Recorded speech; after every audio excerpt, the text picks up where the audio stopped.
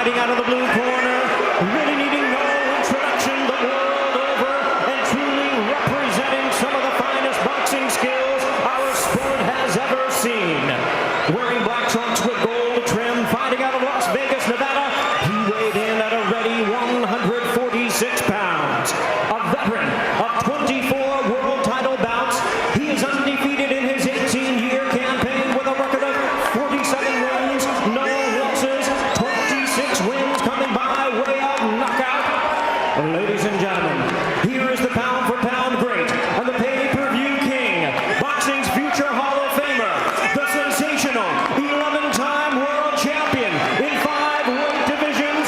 Please welcome the reigning, the defending, and the undefeated WBC and WBA welterweight and super welterweight champion of the world, introducing Floyd Money.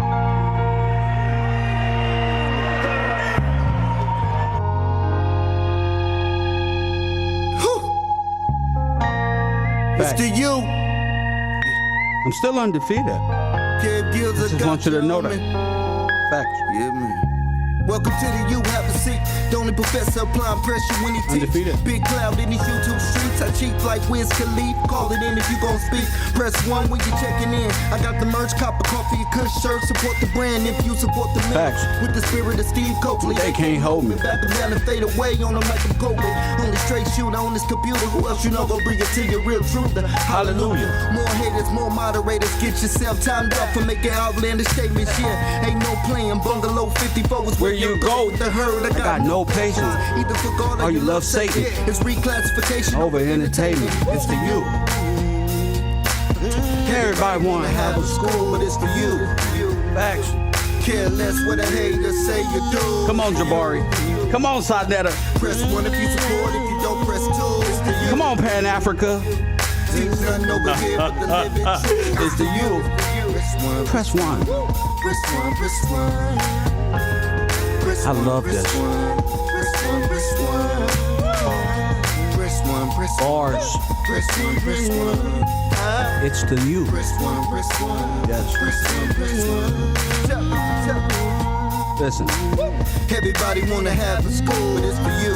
Nick Cannon trying to have a school. Care less what a It's hater to you. say you do. It's to you. Facts.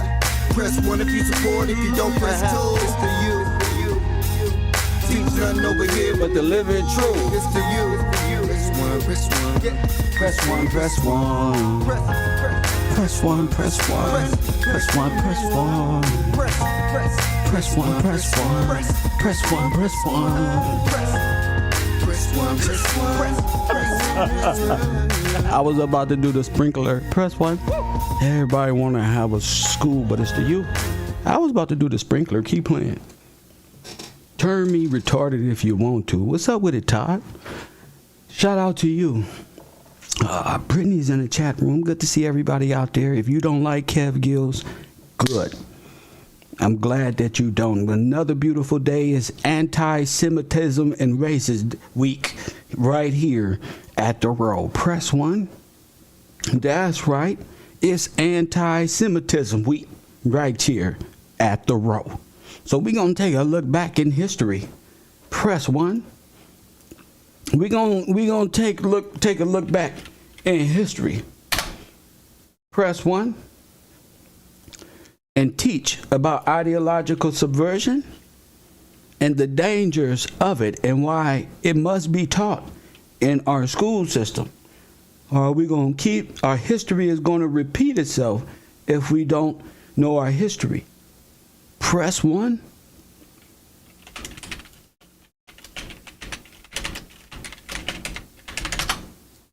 So, since we ended the last show off of ideological subversion and many other things, I thought it was a fine time to start talking about these things that need to be discussed on what happened right here in the early 1900s, late 1800s, after the coup d'etat of the colonial America, the only organic Americans in the Americas. Press 1. Y'all got to remember history. So Candace Owens, because she forgot her history, it's because, she always wanted to be somebody now. Hit that like button. Hit that like button and subscribe. Shout out to everybody that's here. So it's time to go ahead. See, if Candace Owens know her history real quick. Kev Rowe, history class in the making. Since we left off in Levitical law, remember, everybody's Christians. Press 1. Okay. So we all know that Christ was hung and slew on a tree. Press 1. We're all believers in Christ. Press 1. We all believe in the word of God. We believe that this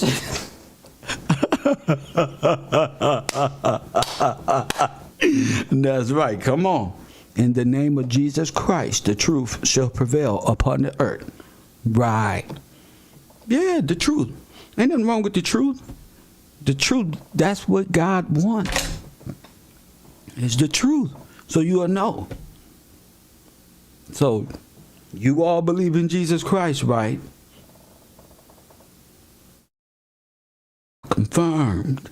So we all know we talking about the same one. Press 1. Ladies and gentlemen, press 1. I want you to acknowledge that 100 years ago, this was you. In the 1900s, late 1800s. This is you, wimpy, with the wimpy hats. Listen, it's you. All of the immigrants come from afar. This was the decapitation of the Negroes and castration. Hunter eating the sheep, and castration of the American Negro to be made an example. That this is a new world order. This is a new law that you ain't never seen before, like scripture say, from the east, filled with immigrants that was just working on the field right there in front of you. The whole time. Press 1. I'm accepting phone calls and all that. Cavro University, Professor Gillespie, you're on the air. Fuck a Gillespie, you a bitch, bro. You don't got the answers, man. Get off the internet, man. You see your people up here? Huh? My Colombian brother who's pretending to be African American? You see what your people have done? Huh? Only a demon will be mad with the why, because we don't want to believe your Indian story? Huh? Is that what it is, punk? Huh? While you parading around here saying words that may appear in the cyborg world like you're an Afro-American colonial. But the truth of the matter is you don't exist, sir. And that's what you're mad at, because you want to be so bad. You know why? You know how I know that? Because I know you. That's the thing about it. Now I know who you are, like your face and everything. That's the cool thing about it. That's the cool thing about you and the Caribbean boys and all of y'all. My personality, who I am, outshines a foreigner trying to spread knowledge and wisdom, because I speak above your head right there. I'm all the way up there. So you think you battling me for these people. Why don't you do some more posts of Indians on Instagram? Why don't you guys just build your repertoire? Y'all don't build all this fame and fortune off of Indians. And now Mr. Gillespie is here teaching his program, and you guys are afraid. So I can be whatever you want. Just know I know who you are. That's the whole thing about it. It doesn't matter no more. You know what I'm saying? It don't matter. The truth of the matter is you don't have this knowledge. That means God didn't give it to you. That means, it's time to bow down to something greater than you, sir. That's all. You've been teaching for how long? Posting for how long? Saying the same thing, and nobody's converging? That means you met your cap. The new term is cap. Y'all cap, G. That mean that they capped. Cut off right there. Flat earth shit. Press 1. You know no further. So you don't want these people to go no further? You don't want them to know what you want them to know about Francois? Huh? Go ahead. You got 30 fucking seconds. You better make Francois right now. You better make Francois better than Gillespie. You better represent Francois like I'm representing Gillespie right now. Press 1. If you can't do that, Now, I'm not even going to talk to you no more, sir. That means all communication is off with you. If you can't represent your brothers correctly, and here's the floor, convince the class about the Francois. 3, 2, and you're on the air. The last will be first. The first will be last. Haiti gonna rise again, you puss-ass yank. You a bitch, bro. You is nobody. You is worthless, bro. Gillespie is Scottish. If you want to find your ancestors, look up the Scottish colonial soldier book, all right? Don't come trying to propagate talking about you American and all this shit and you look China Mac, bro. You is full of it, bro. You need to stop. And everybody that's propagating this Gillespie crap is Scottish, bro. It has nothing to do with America. Look up the Scottish colonial soldier book and you find your That's because they are soldiers. You talking about the Royal Army, fool. Yes, I agree with you. I don't even know why you are screaming. You got me. I'm a Scot, mate. Send me blood. Fine.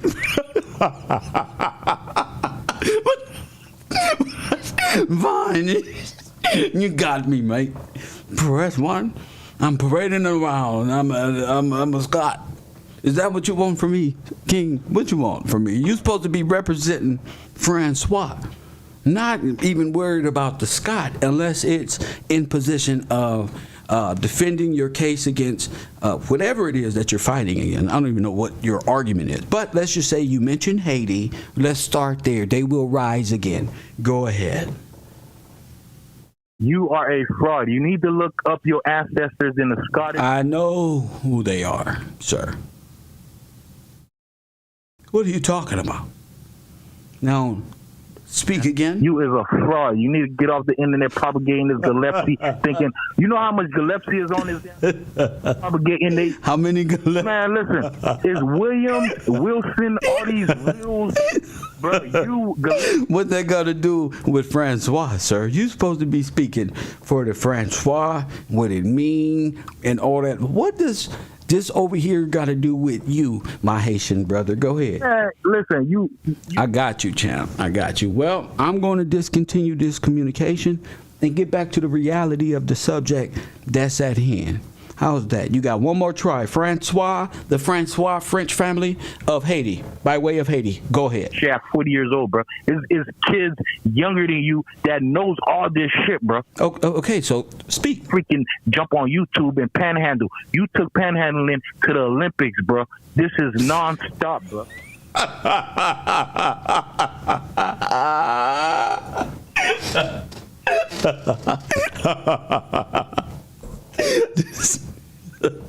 That was good. You're fucking hilarious, but you're funny as hell, little man. No, you's a bitch, bro. Oh my god. Haiti gonna rise again, though. Okay. Haiti gonna rise again. We're gonna come to I Smoke Hip Hop page and just make sure Haiti rises again. Okay? So enjoy your day. Enjoy the rest of your time, champion. Oh my goodness. Homeroom is hilarious. This is hilarious. You know, it's not even about his people. It's just about me. Fine, mate. You got me. Weirdo. You're just a weirdo. Whatever you want, sir. Just tell me something about the Haitian Frenchman, who helped Walter Placer genocide America, or what people know as Afro-Americans. Why don't you tell me about that? You and your Haitian buddies, Coffee and Kush TV. So, back to our regularly scheduled program. You always get these Bungalow 54 students always with Hall. How do they get out of the chamber? Jeez. So anyway, all of his forefathers pretty much helped with the downfall of the great builders of civilizations at the time. What you think all this was in representation of? What year was this? Was this before or after the coup? You have to begin to ask yourself these questions. Now, you can sit in life like him and deny and play around, press 1, and be a weirdo and don't have nothing to say about nothing other than the destruction of his own people. Or you can grab life by the horns like me and do as much research as you can in self-discovery. We talking about the Red Cross, sir. We talking about something big, sir. National. Something I can prove. Huh? We talking about something I can prove, sir. You guys over there ain't presenting no real information. Okay? We brought this back to, this might as well be called how the federal government, and this is what it's really called, and the National Red Cross enslaved black people. See how they say the white man did it, the white man did it? That takes away that argument. You being from here takes away that argument. You being the God's people from here takes away that argument. It's just destruction. The truth hurts. You understand? The truth hurts. It hurts bad to know that a brother can come out of his mental asylum, press 1, and begin to speak a way that's just truthful when it comes to our history. You hear me?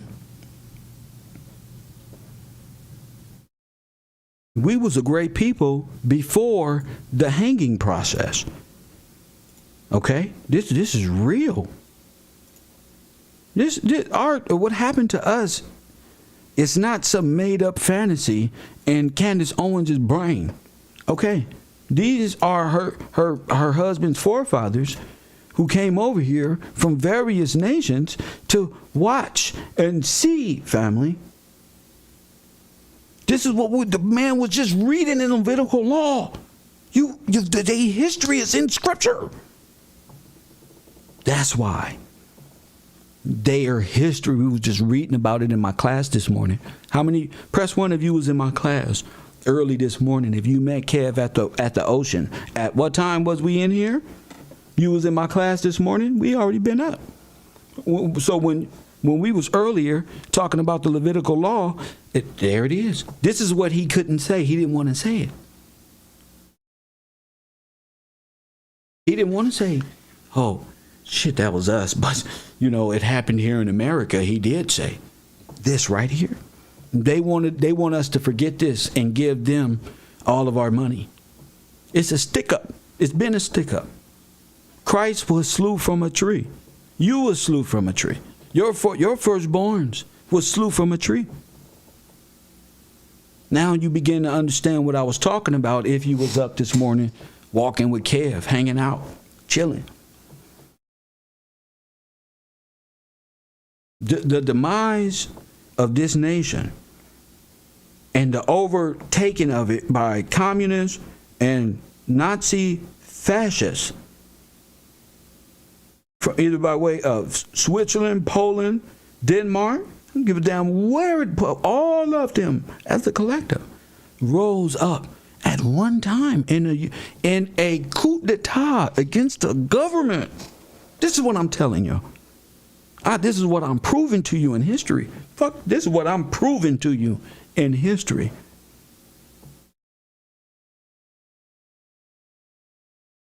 Nobody can deny. Ain't that an Indian right there creeping on the come up? Ain't that an Indian right there in the front? Right there? Yeah. They all different people from different lands. Okay? They wasn't just killing black people. It was knocking out the infrastructure, the governors, the people who authorized the land to specific people, who emancipated individuals and all that. It's a lot that goes with that. You are from here. And they usurped you by way of the Red Cross and the federal government. Been telling you this whole time. Oh, you didn't become a slave until after the fall. You didn't become an indentured servant in an internment camp. You get me? Till after the fall. Now, I don't care what the Santos say shouldn't be taught in school, because you're afraid that your great-grandfathers were here doing this. That is not you. That's no justification, and you're not authorized to say what's historical truth and what's not. You're not even in what Farrakhan say. You're not even in moral standing to even speak. See? This is why you don't step out of common law, the laws of God. This is why. Because the world, family, because the world is death for you. You operate out of the real law, common law, big dog, heirs law, superior law. Then these leaders been having y'all operate under this law after they took position. These are the people who woke up one day and said, I'm going to be Jew. 1945 was created. The Red Cross. Who do you think these people are? This is the vicious people of the East. This is the boy. Now, who's to say? Are these Americans right here? Are these the great grandkids? Well, who are these people? Now, you ain't even got to ask who they are. You know who they are.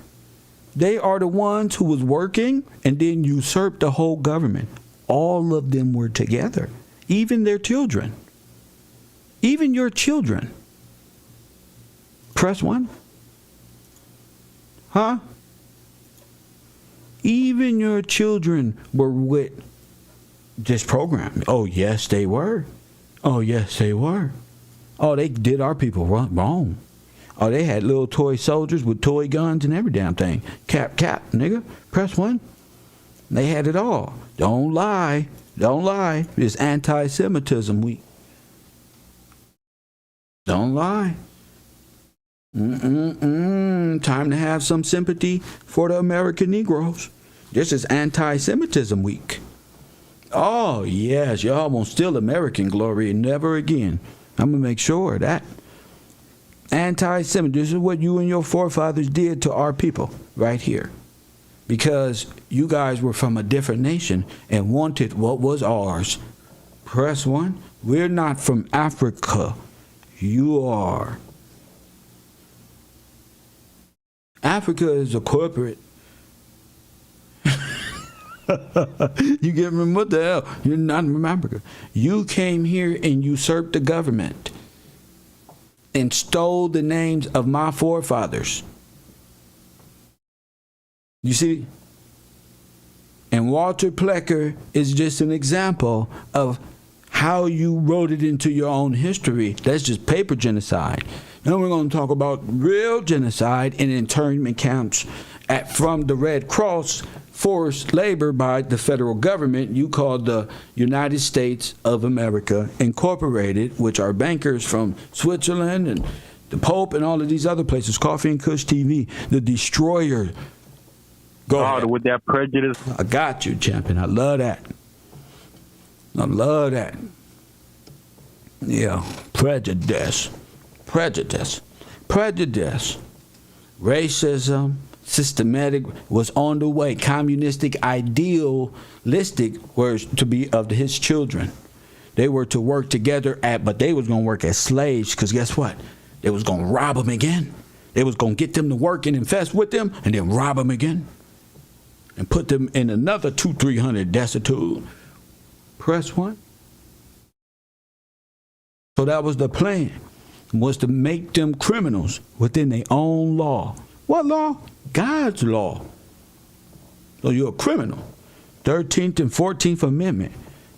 Every idealistic negativity they can find about you, they made a law and wrote it as an amendment to keep you beneath them.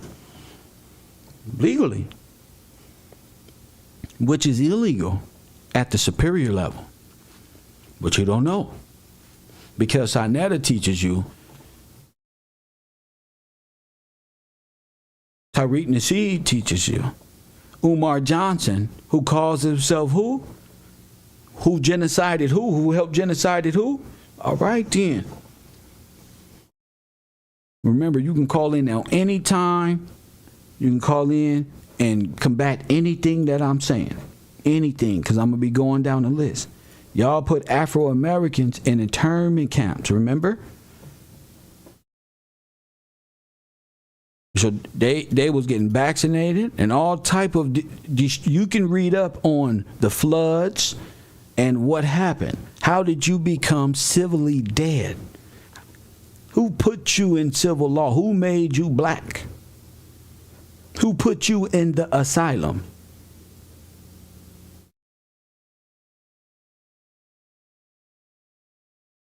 Who took over the beneficiary? Who took over the trust? Who's dibbling dabbing? All you got to look at cause and effect in history, because history is written. It's already committed. So it's up to the people to look back and say, and look forward and say, well, this really happened. Because again, you're dealing in a world where the communists and fascists won, press one, and you're what? Just collateral damage. You're dealing with you're dealing with some man in the high castle type of shit.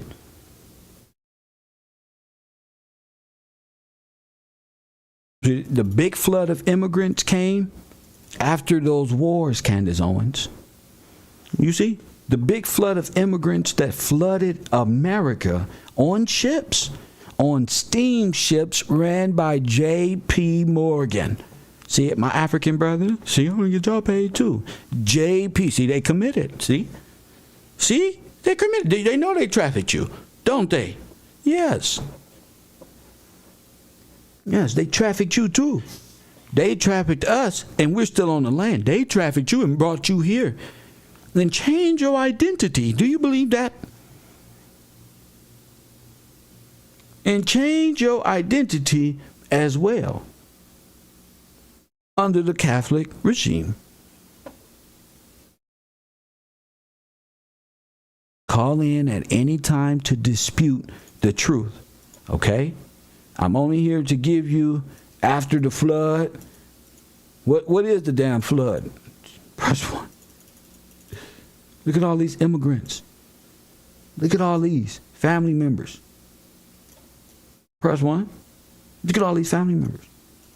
Boy, when you knock a nation down, don't tell me I know you came over on a boat.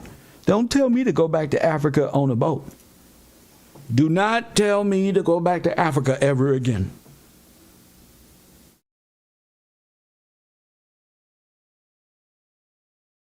Don't tell me to go to Africa at all. Africa is an incorporated slave mentality that makes me black in law and is there to rape and pillage my people forever and ever. Amen. Coffee and Kush TV, you on the air. Too bad. Waste your breath. There's your flood here. Press one. There you go. Ready to unplug? Not like this. Not like this. A flood of immigrants after your destruction. After the destruction, after World War I and II, they made you believe it was your country was destroyed by United Nations who came against thee. The scripture even say they are a confederacy against you. It's been giving you clues of this prophecy the whole time. That's why they don't want you in the Word of God. That's why all the little government employment little punks like Sachetta, they don't want you in believing God. They want you to doubt. They don't want you to read law. They say you couldn't read. The white man didn't want you to. His daddy white. The white man didn't want you to read. That's not true. The white man wanted you to perceive this as a cartoon, as a comic book, as Lil Wayne said. See, so he wanted to be the interpreter of the Word of God. Press one. And had us in La La Land while he corporately manipulated us like the Yellow Brick Road, like the Wizard of Oz.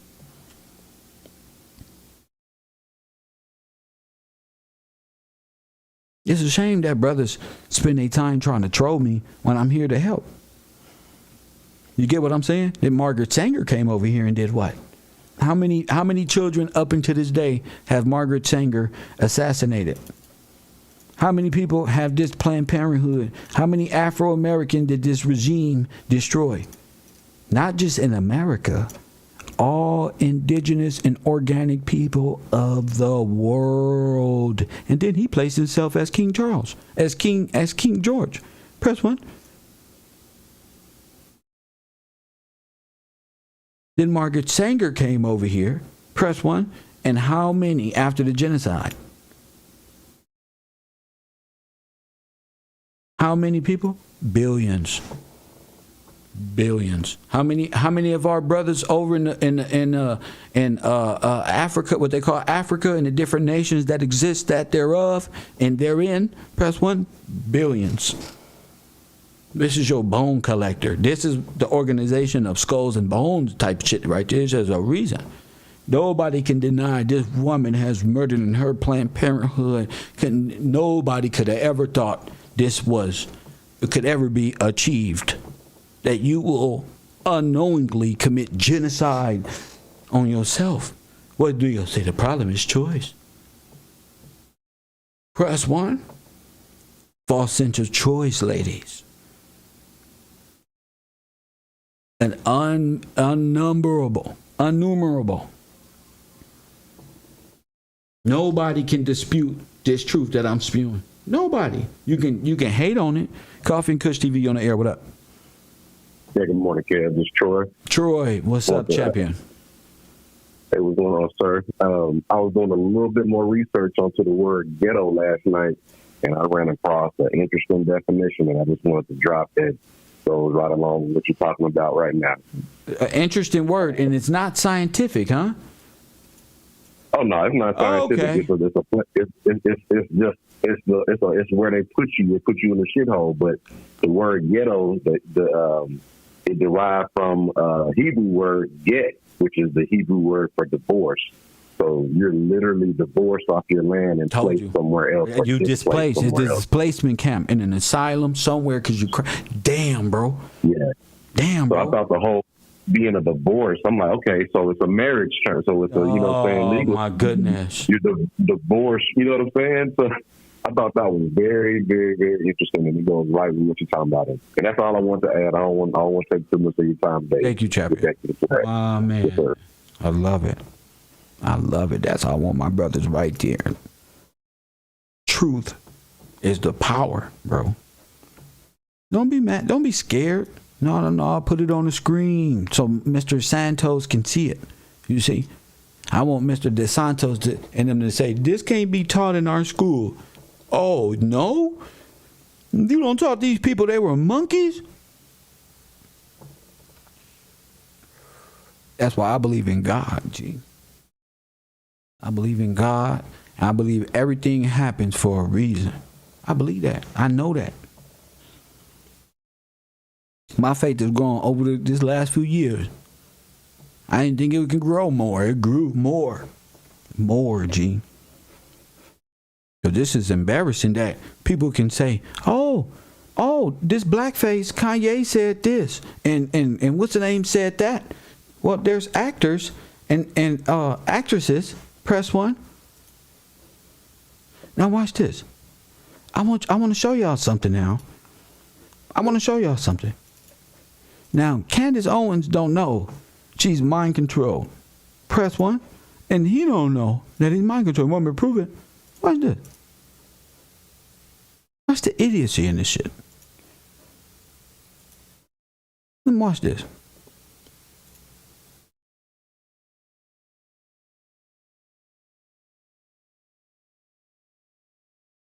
Look at this. Press 1. Look at these fools. Look at these fools. Look at them. So quick to please every damn body. Press 1. So quick to please everybody. Huh? I didn't know we lived in such a racist society neither. I didn't know y'all was polluted like this. But I'm going to diagnose you, and I'm going to make it all better. Press 1. We're going to walk this walk together. That's right. Now listen to this. Listen to this, Candace Owens and Kanye West. There are calls tonight for a New Jersey community to come together after some Jewish children wore blackface and Afro wigs. After some Jewish children did what? Our calls tonight for a New Jersey community to come together after some Jewish children wore blackface and Afro wigs as costumes for the Jewish holiday of Purim. Children use the Jewish holiday of Purim as costumes for the Jewish holiday of Purim. Wigs as costumes for the Jewish holiday of Purim. Children usually dress up as historical characters to celebrate the festive holiday. CBS 2's Meg Baker has reaction. What did that just tell you? You are the historical character, fool. Press 1. Order to deplore us. All that is on the money. But let's keep going. That's a holiday. But let's keep going. Tonight in Lakewood. Heather McKinnon posted these pictures of children in Lakewood Friday. Her daughter took them. Wakanda outfits. Oh, my goodness. Oh, Pan-African community, come to me. Oh, Sanetta. Oh, you people, we owe a huge apology upon the earth. How could we not see? Oh, my goodness. See Joe Rogan? When you let Joe Rogan and give them $1 million contracts, and after making such racist, why not? Let's all just disrespect these people whose land we took over. And here we should be showing the greatest, utmost respect and admiration for people who allow you to come from Poland. You should be walking around here like no Andrew Tate. Press button. You should be humble yourself. These are God's people here. Yes, sir. Yes, sir. She first sent me the picture of the child with the African dashiki on with the painted black face, and my mouth just dropped. Blackface has a long, disturbing history. In the 1830s, white actors in minstrel shows would paint their faces black with burnt cork or grease paint. And all right. You see? Stein. You see? You see? Here you go right here, sir. Pretending to be. Press 1, a musician. Pretending to be. It will be no need to do that. Shame. Shame. Black with burnt cork or grease paint, and is considered extremely offensive. McKinnon says the kids also dressed in Black Lives Matter shirts and Afro wigs. I'm not blaming the children, but the parents, they want respect, and I don't feel like they're showing other minorities or, religions respect. Michael Insenbuck is general counsel for the school district. He says children were dressed up for the Jewish holiday Purim, a celebration of survival. The Jews. Shame. Shame. Shame.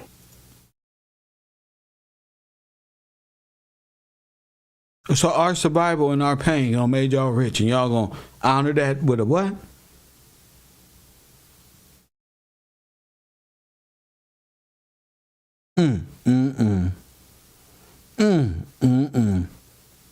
Here we go. We need anti-Semitism. Anti-Semitism, how racism really looks on earth. We're facing extermination. Holiday Purim, a celebration of survival. The Jews were facing extermination. Oh my goodness.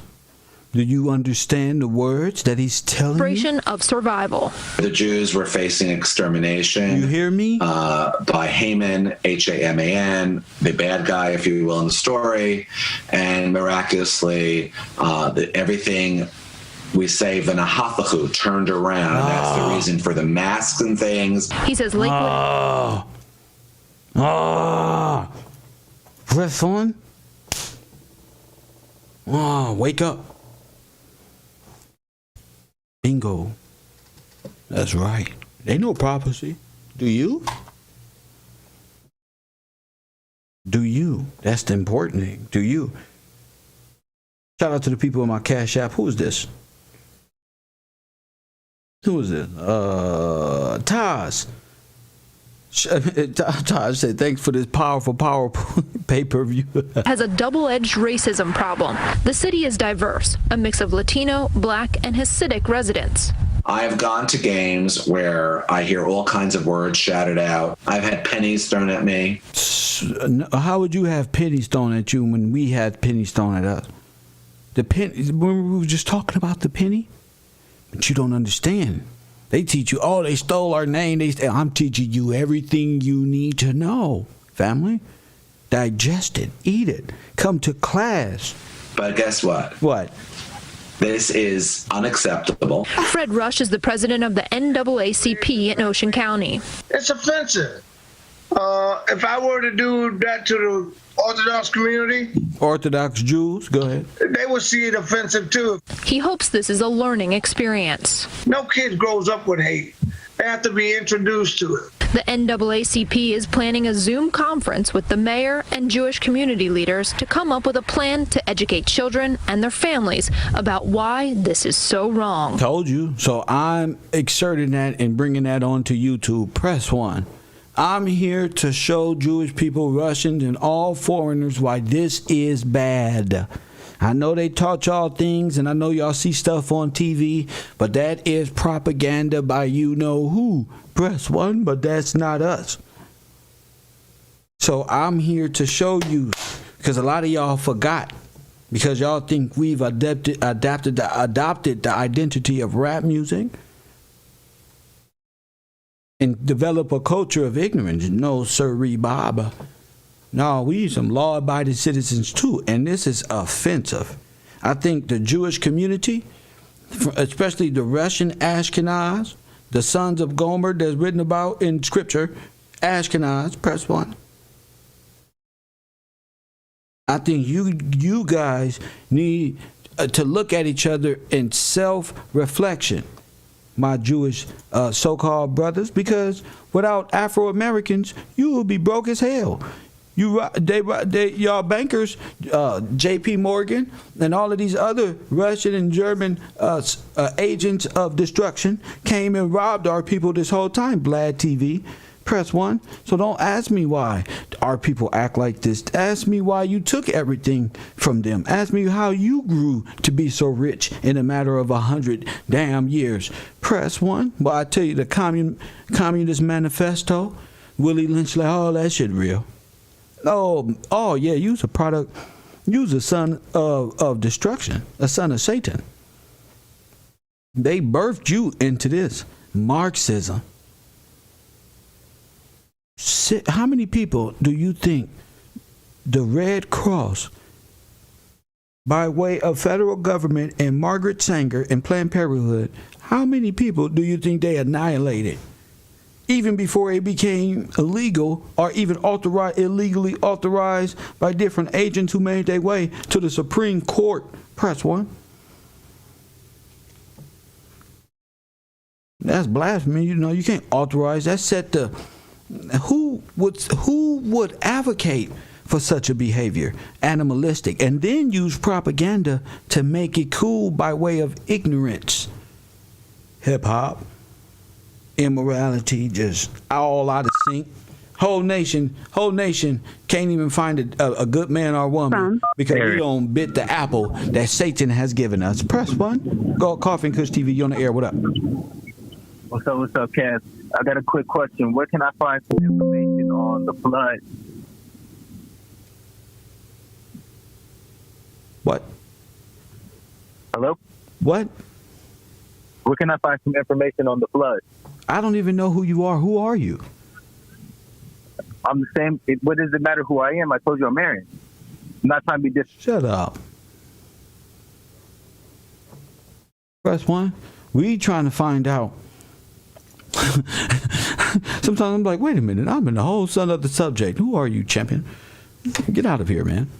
We on a whole nother subject. See, when you talking the real subject, all of they bosses come and they try to troll you.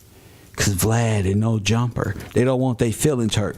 They don't want to see Jews disrespecting black folk in media and cartoons, even though it make major headlines. I'm the most hated on the internet because I'm just giving you the truth that's in my brain. That's all. You can hate me now, but I won't stop now. Bad boy.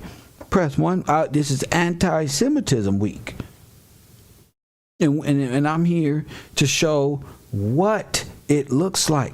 Press 1, and how you guys propaganda set forth this in the early 1800s, 1900s, 60s, 70s, 80s, and 90s. I'm just giving you the proof that you yourself, sir, have become the Adolf Hitler that you speak of the most. Press 1 if you agree. You have become the person. You ever seen a person become the people they hate the most? That's what you've done.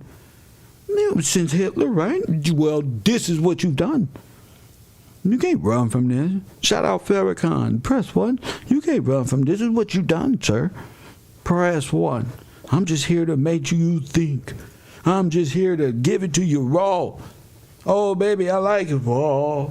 Oh, baby, I like it raw. Press 1. Since we monkeys, since I'm a monkey gorilla, since I'm goyim, let me get retarded. Let me show you in my lower state, fool, that I still see you. I know I still, in my most drunkard state, no matter how much weed I smoke, Vlad TV, no jumper, sharp. And no matter how much you see, I can drink for the next 10 years. Guess what? I'm better than you. I'm smarter than you. I got see you. I know who your father is, press 1. I know the propaganda that you put on some people in some hoodies is really you. Because you own the propaganda machine that set forth propaganda. And there's only one way. One thing I learned, I studied Germany.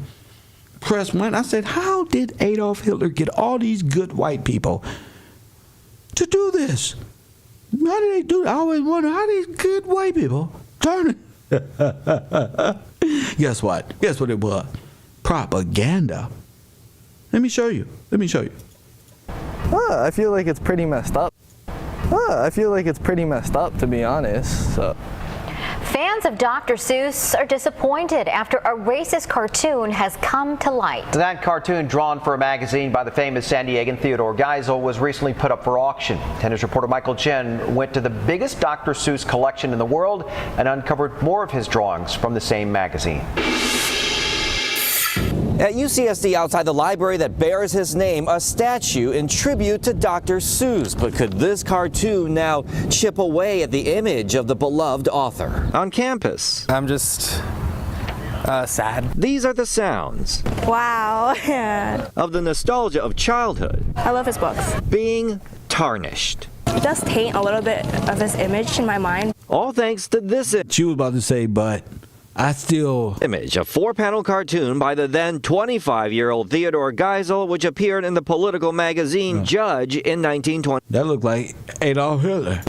I feel like it's pretty messed up. It depicts scenarios in which rich men can purchase items to make their lives more difficult. Now, let me show you what it say. Press 1. Now, Joe Rogan. You don't see that sign right here, Joe Rogan? It's a engineering department. First class monkey wrench to throw in your machinery. In which rich men can purchase items to make their lives more difficult. The sign reads, take home a high-grade N-word for your woodpile. I told you, didn't we talk about a woodpile? Didn't we talk about the barbecue? Didn't we just go over this? Don't tell me Kev ain't just on fire. I didn't just wake up to do these long live streams for nothing. It's for y'all, G. Hit that like button and subscribe. Kev Rowe.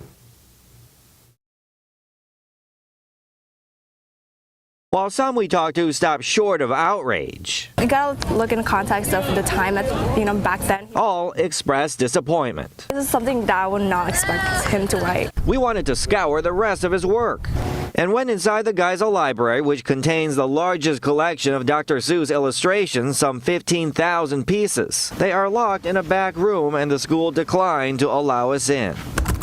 On the library website, we found several of his drawings from Judge magazine. A source familiar with the collection says none of the illustrations contain the N-word or blackface. Geisel, a liberal Democrat, I would not eat them here or there. And the best-selling children's author of all time spent the last 4 decades of his life in La Jolla. As for the cartoon and auction, not a single bid? Well, I think that's a good thing, to be honest. The auction just wrapped up. No one made the minimum $20,000 bid. Most we talked to called that the best possible ending to this Dr. Seuss story. Michael Chen, 10 News. USD declined to make a statement for us. Geisel's publisher has also remained quiet. We're told the online auction will be kept up for a while in case of a post-auction bid. So they still sell racism. It's still a form of monetary gain. No, yeah, it's racist, but guess what?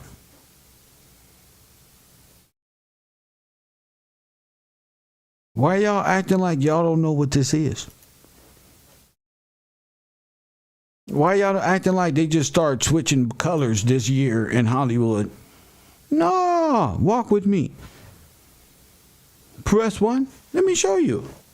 Joe Rogan, Spotify, America Incorporated, Dutch. Let me show you what you've been doing this whole time upon the earth.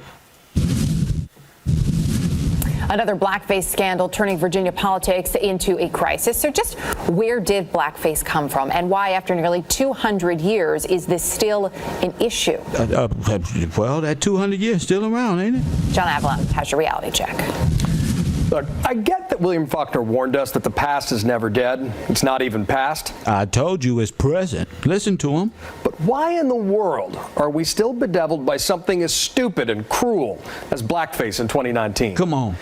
In the past, we've seen Virginia Governor Ralph Northam resisting basically universal calls for his resignation after his medical school yearbook page was discovered showing someone in blackface next to a guy dressed as a member of the KKK. Then, in one of the worst press conferences in modern political history, the governor said he'd won a dance contest as Michael Jackson after applying shoe polish to his face. Not only that, this week, Virginia's Democratic AG Mark Herring copped to wearing blackface at a college party in 1980 while trying to apparently look like Curtis Blow. And then we found out that Virginia's Republican Senate Majority Leader Tom Norment edited 1968 Virginia Military Institute yearbook loaded with blackface. Wow. Confederate flags and... Wow. Who yearbook is this? Blackface. 68 Virginia's Republican Senate Majority Leader Tom Norment edited 1968 Virginia Military Institute yearbook loaded with blackface, Confederate flags, and other racist tropes. It's been a big few months for belated blackface awareness. After all, Megyn Kelly torched her NBC gig after a cringeworthy conversation in which she couldn't quite get why blackface was bad. No. And just yesterday, Gucci was forced to pull a $900 sweater off the shelves because, well, just look at it. Oh, my goodness. Let's do a Racism 101 reality check on blackface. You know the phrase Jim Crow? It was a common term for segregation laws that tried to roll back the results of the Civil War and resist civil rights for almost a century.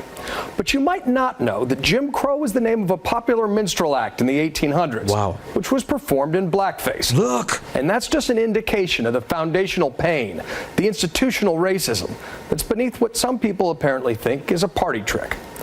In these past few days, a clip from the Spike Lee film Bamboozled has been circulating online, and it shows some of the legacy of blackface in American culture, from the KKK celebrating the birth of a nation to black and white comedies, cartoon icons, and even musicals starring celebrities like Judy Garland and Bing Crosby. This was a reflection of the segregated times they lived in and the culture they inherited. But even with generous discounts for youthful idiocy, there's really no excuse for perpetuating blackface in 1984. What we're seeing now is how much the scars of our history... It wasn't no excuse for perpetrating blackface in 1852, in 1900, in 1920, 1987, 1950. There's no excuse at all, sir. Nowhere. Racism. Racism just didn't stop in 1984. That's when the movie Communism, that movie about communism and your downfall, really kicked in with the 13th and 14th Amendment. Oh, fuck that. And it started way back then when you got here. Persist, often perpetuating hate under the more comforting labels of heritage or even humor. This is a teachable moment, but it is absurd that this lesson still needs to be taught. And while some conservatives delight in pointing out that Democrats are to blame in two of these cases, they'd like to ignore the fact that their last Senate nominee in Virginia, Corey Stewart, was a full-on neo-Confederate aficionado, or the GOP Florida Secretary of State, who just resigned after photos of him in blackface as a Hurricane Katrina victim surfaced. Secretary of State, who just They'd like to ignore the fact that their last Senate nominee in Virginia, Corey Stewart, was a full-on neo-Confederate aficionado, or the GOP Florida Secretary of State, who just resigned after photos of him in blackface as a Hurricane Katrina victim surfaced. Wow. Or that Congressman Steve King has been spouting white nationalist nonsense for years, and that the president still sees very fine people on both sides after Charlottesville. The toxic legacy of slavery and segregation flows downstream from our culture into our politics. But projecting current values on the past can be tricky business, just as demanding zero tolerance for long past mistakes can eliminate the virtues of learning and forgiveness. But we need to agree on this. It is long past time to leave the legacy of slavery, hate, and segregation that is blackface on the ash heap of history. No, but you can't get rid of it because it's embedded. It's what America's built off of. Press 1. And that's the sad thing. So this anti-Semitism week, We showing the complete racist propaganda from all the people of these nations who make us look bad. Even Vlad TV, we're going to go down and explain how Vlad, what's this guy's name from Hoover, Milk Sevenfold, and all of these other dough jumper, how they feed off the ignorance. Coffee and Kush TV, you on the air? What up? You got blackface on now, man. I sure do. Thank you for the call, champ. I sure do. Thank you. I sure do. Incredible. Nah, I'm just playing as. Listen, Aaron, I'm not here to be your tight buddy. Get up out of here. Thank you for the call. Thank you for your text message. Shout out to my super chat. Our Rockin', shout out to you. Whatever that name means, I wish I could say it properly, but shout out to you, King. Our Queen, for that contribution to this program. Shout out to the people in my Cash App, and shout out to this hater on the telephone. Good. I knew it. I knew you were still there. So we talking early Dr. Seuss, all this Disney. There was always Aunt Jemima stereotypes. There's black racism in the Arab world as well. It's all type of situations. Imitation. Where they was wearing blackface, making you look completely silly. You may, like I told people, you may be looking at a black person like, what's wrong with him? But he may be a whole different nation of an individual.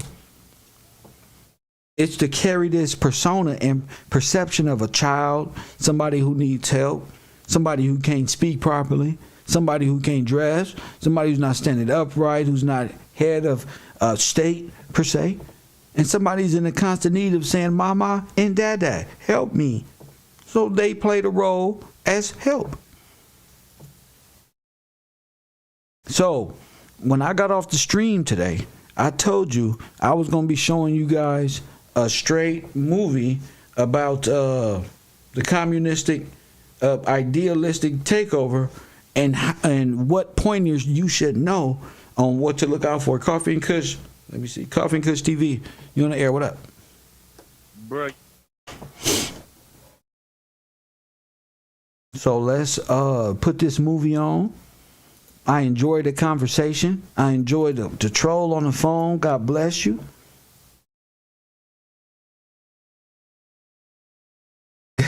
Tell them God bless you. And we're going to begin to understand the modern political scenario.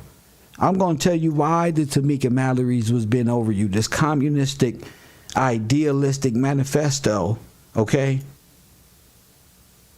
Why they need to make you perceive. And what is it like to be... here it goes.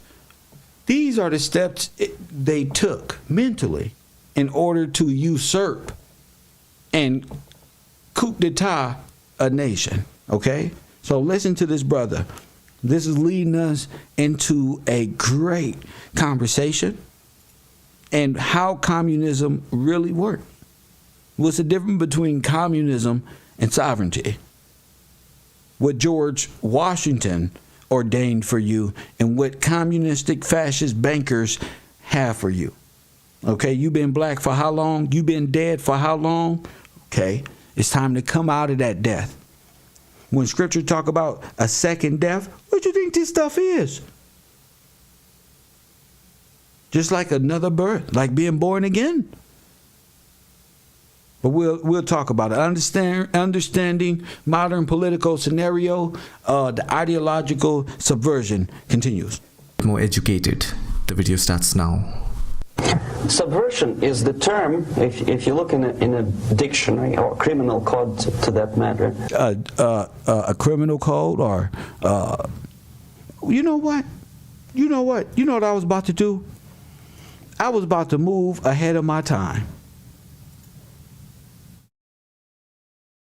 I was about to move ahead of my time. Woo! Because... you know what? Why not? I'll do it. Then we'll talk about the Girl Scouts and the Boy Scouts, what is a scout and all these other things. But let's talk about subversion. No, this is right on time. usually is explained as a part of activity to destroy things like religion, government system, political, economical system of a country. And usually it's linked. What is it to destroy what?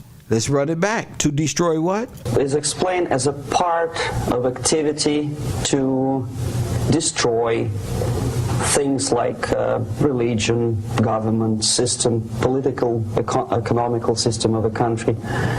And usually it's linked to espionage and such romantic things.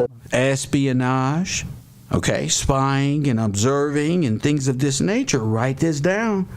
He's telling you the secret. Blowing up bridges, sidetracking trains. Sidetracking train, blowing up bridges, maybe dams even more. Huh? We're going to be talking these scenarios coming up this week on how this even happens. Cloak and dagger activity in Hollywood style. What? Hollywood? Who run Hollywood? Cloak and dagger, bro. Hollywood style, baby. What I'm going to talk about now has absolutely nothing to do with the cliche of espionage or KGB activity of collecting information. So the greatest mistake or misconception, I think, is that whenever we are talking about KGB, for some strange reason, starting from Hollywood movie makers to professors of political science and quote-unquote experts on Soviet affairs, or Kremlinologists as they call themselves, they think that the most desirable thing for Andropov and the whole KGB is to steal blueprints of some supersonic jet, bring it back to Soviet Union and sell it to the Soviet military-industrial complex. It's only partly true. If we take the whole time, money, and manpower that the Soviet Union and KGB in particular spends outside of USSR border, we will discover, of course there are no official statistics unlike with CIA or FBI, that the espionage as such occupies only 10 to 15% of money, time, and manpower. 15% of the activity of KGB. The rest, 85%, is always subversion. And unlike addiction... It's always what? It's always what? 85% is what? Okay, they do the spy 007 shit. Cool, fine. But it's always about, what's the word? Subversion, okay? Get your notebooks ready. Your handy dandy notebooks. Dictionary of English, Oxford Dictionary. Subversion in Soviet terminology means always a destructive, aggressive activity. Distractive, aggressive activity, subversion. Always. Always. This is what it is. Okay? When y'all talk about the distraction, y'all paying attention to the subversion.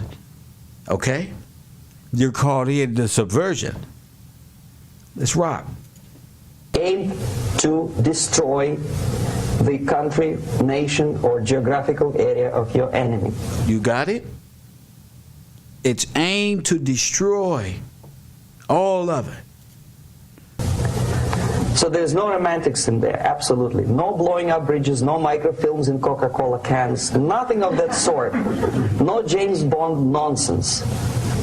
It's most of this activity is overt, legitimate, and easily observable if you give yourself time and trouble to observe it. See? It's not hidden. Oh, it's in plain sight. See, if you can observe, family. If you can observe. See, I taught you how to observe. I'm taking you quantum. You play the observer in this situation so your mind can see clearly. Your spectrum can change up a bit. It's right here in front of us this whole time. But according to the law and law enforcement systems of the Western civilization, it's not a crime. Exactly because of misconception. It's not a lie. It's not a crime because of what? Misconceptions. So if you can misdirect, confuse, and disorientate and pop smoke these folk, it's not a crime to do it. Do you understand? It's legal, and you don't understand it. Manipulation of terms. We think that subverter is a person who is going to blow up our beautiful bridges. No. Subverter is a student who comes for exchange, a diplomat, an actor. A foreigner exchange student. What? An artist, a journalist like myself was 10 years ago. Now, subversion is civilization. It's not a crime. Exactly because of misconception, manipulation of terms. We think that subverter is a person who is going to blow up our beautiful bridges. No, tell them what it is. No, subverter is a student who comes for exchange. A diplomat. A diplomat. What else? An actor. An actor. Guess what else? An artist. An artist. Guess what else? A journalist. A journalist. Like myself. Like himself. Was 10 years ago. Now, subversion is an activity which is a two-way traffic. You cannot subvert an enemy which doesn't want to be subverted. If you know history of Japan, for example, before 20th century, Japan was a closed society. The moment a foreign boat comes to the shores of Japan, the Imperial Japanese Army politely tells them to get lost. And if American salesman comes to the shore of Japan, let's say 60 or 70 years from now back, and says, oh, I have a very beautiful vacuum cleaner for you, with the good financing, he says, please leave us, we don't need your vacuum cleaner. If they don't leave, they shoot them. To preserve their culture, ideology, traditions, values intact. You were not able to subvert Japan. You cannot subvert Soviet Union because the borders are closed. The media is censored by the government. The population is controlled by the KGB and internal police. With all the beautiful glossy pictures of Time magazine and Magazine America, which is published by the American Embassy in Moscow, you cannot subvert Soviet citizens because the magazine never reaches Soviet citizens. It's collected from the newsstands and thrown to garbage can. See? You like TikTok. That ain't flying in these other countries. Hell no. You like all the shit that'll get you fucked up and overtaken by communists, bankers, and all these foreign people who attach themselves to you by way of entertainment. And they make you a subverter as that. That's why a lot of these blacks turn communists, because they're subverters. Press 1. Oh, yes, they are total subverters. You've been paid by George Soros, you're a subverter. You've been paid by these organizations, you are a subverter. You are against sovereign law. You're a traitor. You're a traitor. That's what you are.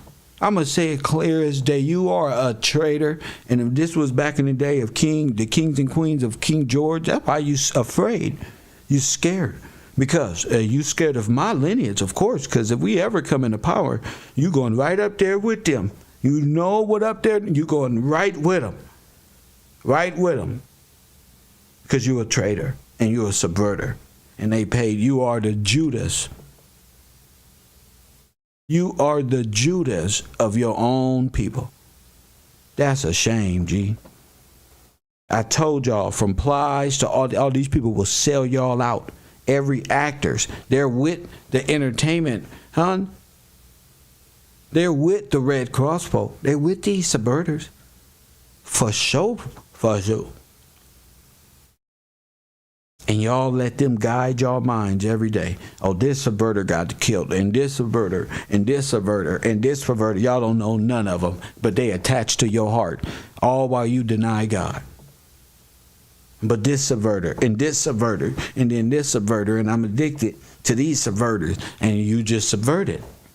And then you're going to have your handout saying, in 5 more years, reparations. Bingo.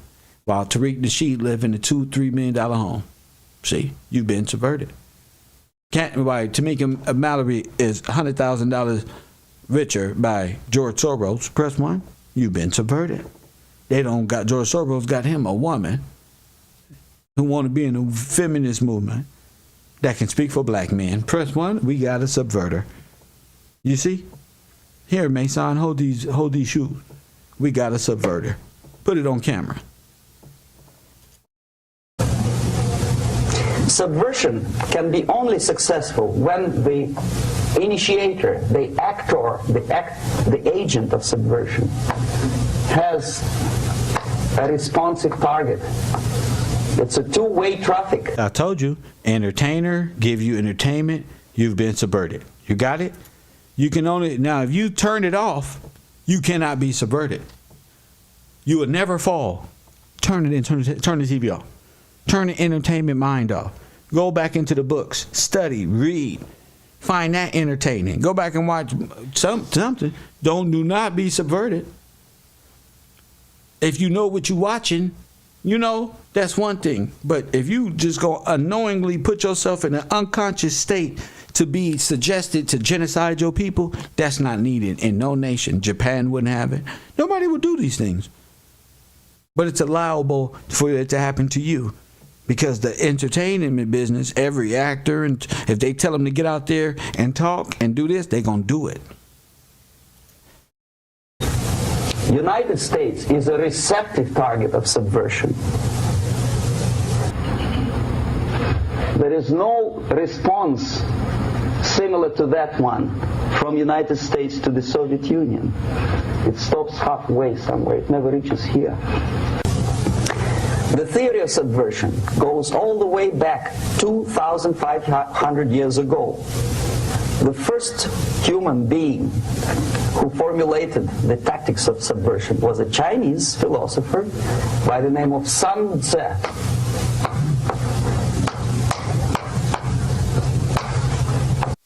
So they got y'all reading The Art of War. They got you subverting yourself.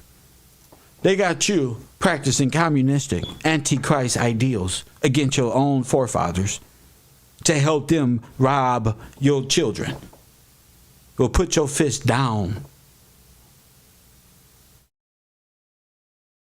They got you the 50th law of power. All books to destroy, to manipulate, to subvert your enemy, which is probably your brother. Press 1. 2,500 years BC. He was an advisor for several imperial courts in ancient China. And he said, after long meditation, that to implement state policy in a warlike manner, it's the most counterproductive, barbaric, and inefficient to fight on a battlefield. You know that war is continuation of state policy, right? So if you want successfully to implement your state policy and you start fighting, this is the most idiotic way to do it. The highest art of warfare is not to fight at all, but to subvert anything of value in the country of your enemy, until such time that the perception of reality of your enemy is screwed up to such an extent that he does not perceive you as an enemy, and that your system, your civilization, and your ambitions look to your enemy as an alternative, if not desirable, then at least feasible. Better red than dead. That's the ultimate purpose, the final stage of subversion, after which you can simply take your enemy without a single shot being fired, if the subversion is successful. This is basically what subversion is. As you see, not a single mentioning of blowing up bridges. Of course, Sun Tzu didn't know about blowing up bridges. Maybe there were not that many bridges at that time. But the basics of subversion is being taught to every student of KGB school in USSR and to officers of military academies. I'm not sure if the same author is included in the list of reading for American officers, to say nothing about ordinary students of political science. I had difficulty to find the translation of Sun Tzu in the library of a university in Toronto and later on here in Los Angeles. But it's a book which is not available. It is forced to every student in USSR. Every student who is taught to be dealing further in his future career with foreigners. What subversion is? Basically, it consists of 4 periods, time-wise. If we start from here and go this way, time, right? This is the beginning point. The first stage of subversion is the process which is called, basically, demoralization. It says for itself what it is. Demoralization. Okay?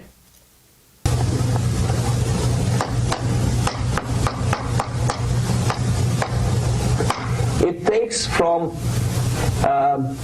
say, 15 to 20 years to demoralize a society. Why 15 or 20 years? This is the time sufficient to educate one generation of students or children. One generation.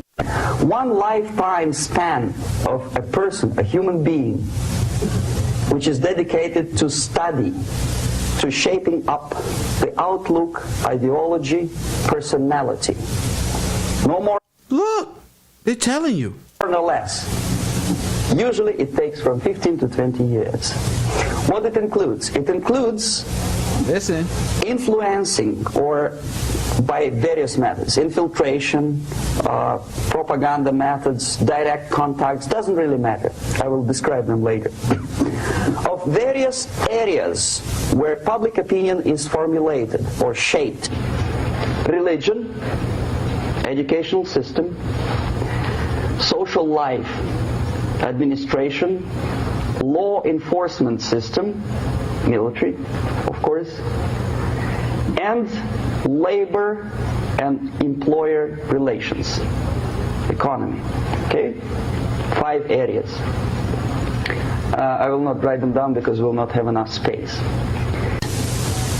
Sometimes when I describe all the methods, students ask me question, are you sure this is the result of the Soviet influence? Not necessarily.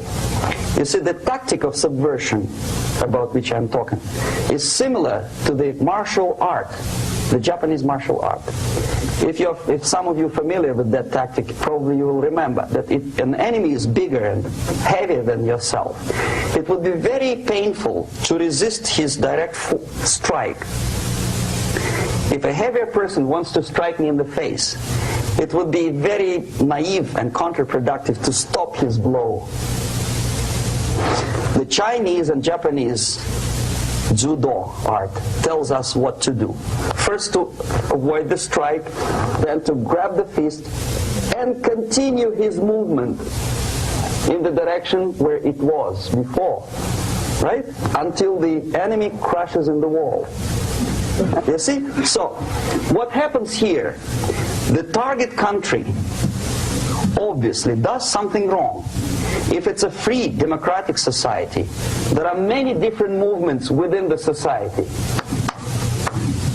There are obviously, in every society, there are people who are against this society. They may be simple criminals, ideologically in disagreement with the state policy, conscientious enemies, simply psychotic personalities who are against anything. Right? And finally, there are a small group of agents of a foreign nation, bought, subverted, recruited. Right? The moment... Recruited. You see? $100,000, Tamika. Recruited, baby. Press 1. Subverted. Got you. All these movements will be directed in one direction, right? This is the time to catch that movement and to continue it until the movement forces the whole society into collapse, into crisis, right? So that's exactly the martial art tactic. We don't stop an enemy. We let him go. We help him to go in the direction we want them to go. Okay? So let's make this very clear. Okay? How long does it take? 5 to 15 to 20 years roughly. So like somebody in the chat room said, the whole education system is what? It is to turn you into what? Huh? Come on. To turn you into what, y'all? From that time since your childbirth, to turn you into what? Oh man, this is good.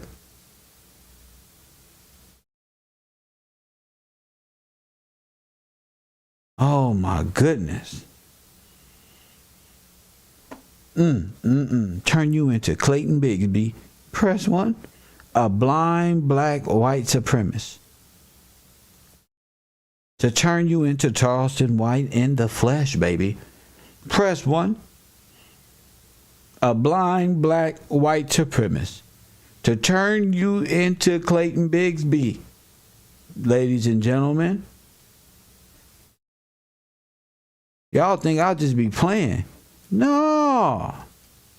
The biggest white supremacist on earth, family, is the one who can't read or write and understand law. Supreme law. He's spending his life playing around, goofing off, being a fucking character for the same people who need you to present this and make their people look stupid and childlike. Huh? The biggest white supremacist on earth is a black power person. You see? Both are one, and one is both. See? And I know a lot of people laugh, but I'm serious. I'm here to tell you the truth. It is exactly what's going on in this world. Yo, King AK-47. Yo, DJ Academic. No, he not even that. That's a fucking idiot. But, you know, who promote and make these things a culture and a lifestyle, death and destruction, which is all against himself, against justice and law itself. You can never find your way thinking you come from Africa when you are justice itself.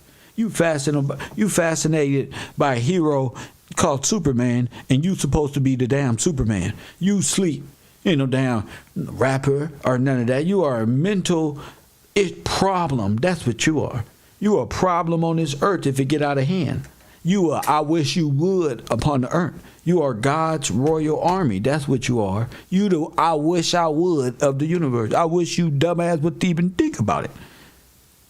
You ever seen John Travolta and Samuel Jackson in that movie? What's that movie? Yeah. What's that movie? Yeah, that shit right there. John Travolta and Samuel Jackson. What movie was that? Jeez, you gotta watch these movies, man.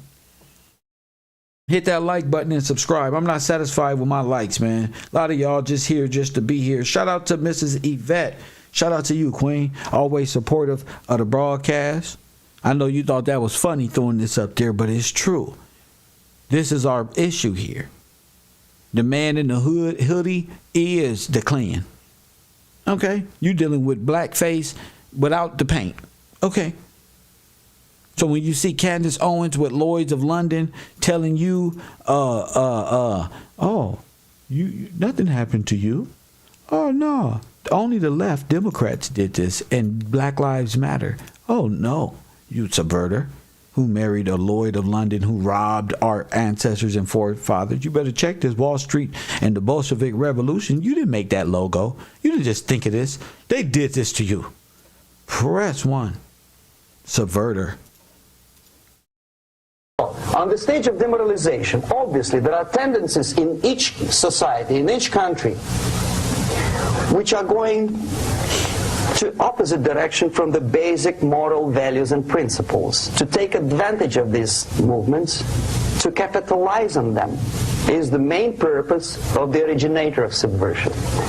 So we have religion, we have education, we have social life, we have power structure. Look, they got you. We have labor relations, unions, and finally we have law and order. 1, 2, 3, 4, 5, 6. Okay? These are the areas of application of subversion. What it means exactly? In case of religion, destroy it, ridicule it, replace it with various sects, cults, which bring people's attention, faith, whether it is naive, primitive, doesn't really matter. See? You see why? Look at what he's telling you. What happened? This is Hollywood at its finest. Law and order. 1, 2, 3, 4, 5, 6. Okay? These are the areas of application of subversion. What it means exactly? In case of religion, destroy it, ridicule it, replace it with various sects, cults, which bring people's attention, faith, whether it is naive, primitive, doesn't really matter. As long as the basically accepted religious dogma is being slowly eroded and taken away from the supreme purpose of religion, to keep people in touch with the supreme being, that serves the purpose. Therefore, here it is, family. Press 1. Replace accepted, respected religious organizations with fake organizations. Distract people's attention from the real faith and attract them to various different faiths. Education. Take the eyes of the people off the real and put it on the fake. You see? Take the eyes off the real. What did Pac say? Support the real. You niggas is phony. How could you be so phony, nigga? Don't support the neighborhood. Nothing. Nothing.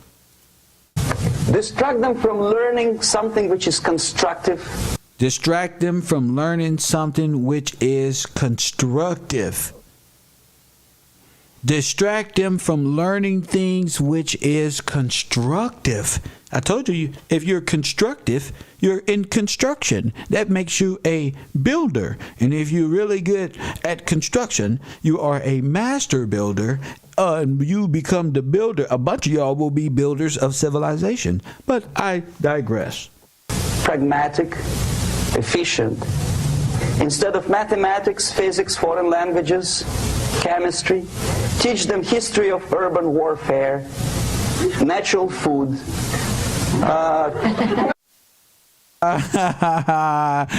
Don't tell me to be no natural food. Press 1. And you go yoga and vegan. Maybe you can eat lettuce and live a better life. Press 1. Eating more tomato than beef is plaguing my appetite. Don't give my fucking hamburger with lettuce and tomatoes and cheese, please. Don't give me no history lesson on nothing. Press 1. I got more issues in my life than deal with how much lettuce. Don't put that much lettuce. I'm not no damn hamster. Press 1. Give me. See? Look at you. You've been subverted. You've been subverted. Make them focus on this meaningless bullshit. Home economy, your sexuality, anything, as long as it takes you away.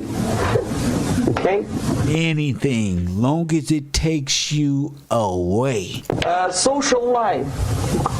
Replace traditionally established institutions and organizations with fake organizations. Take away the initiative from people.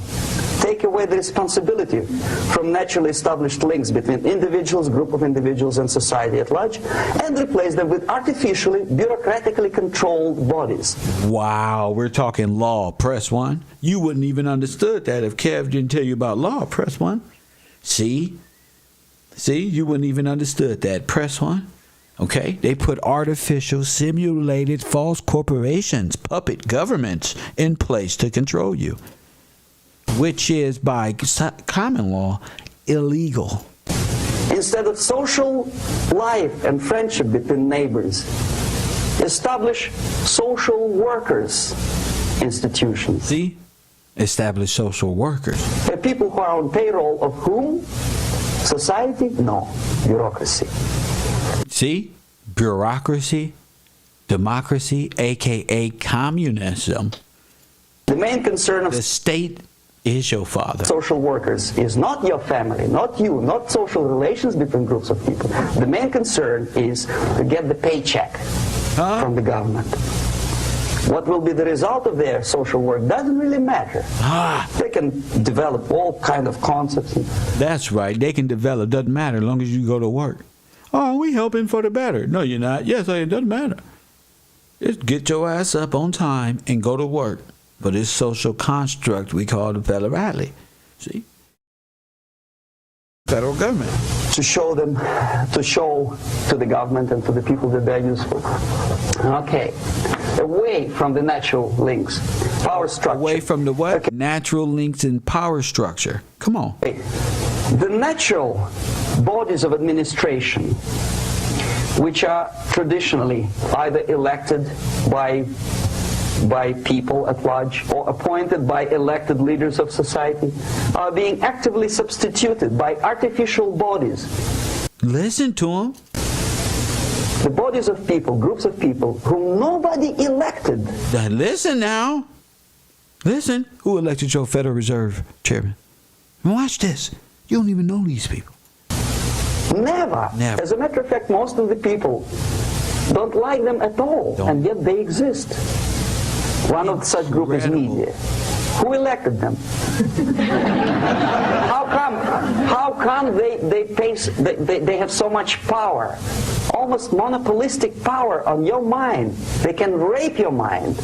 But who elected them? How come they have a nerve to decide what is good and what is bad for the elected by you, president, and his administration? Who the hell are they?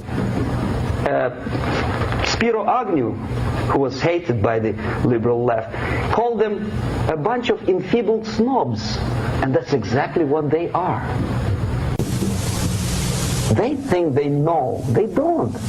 The level of mediocrity in a big establishment like New York Times, Los Angeles Times, major television network, you don't have to be excellent journalist.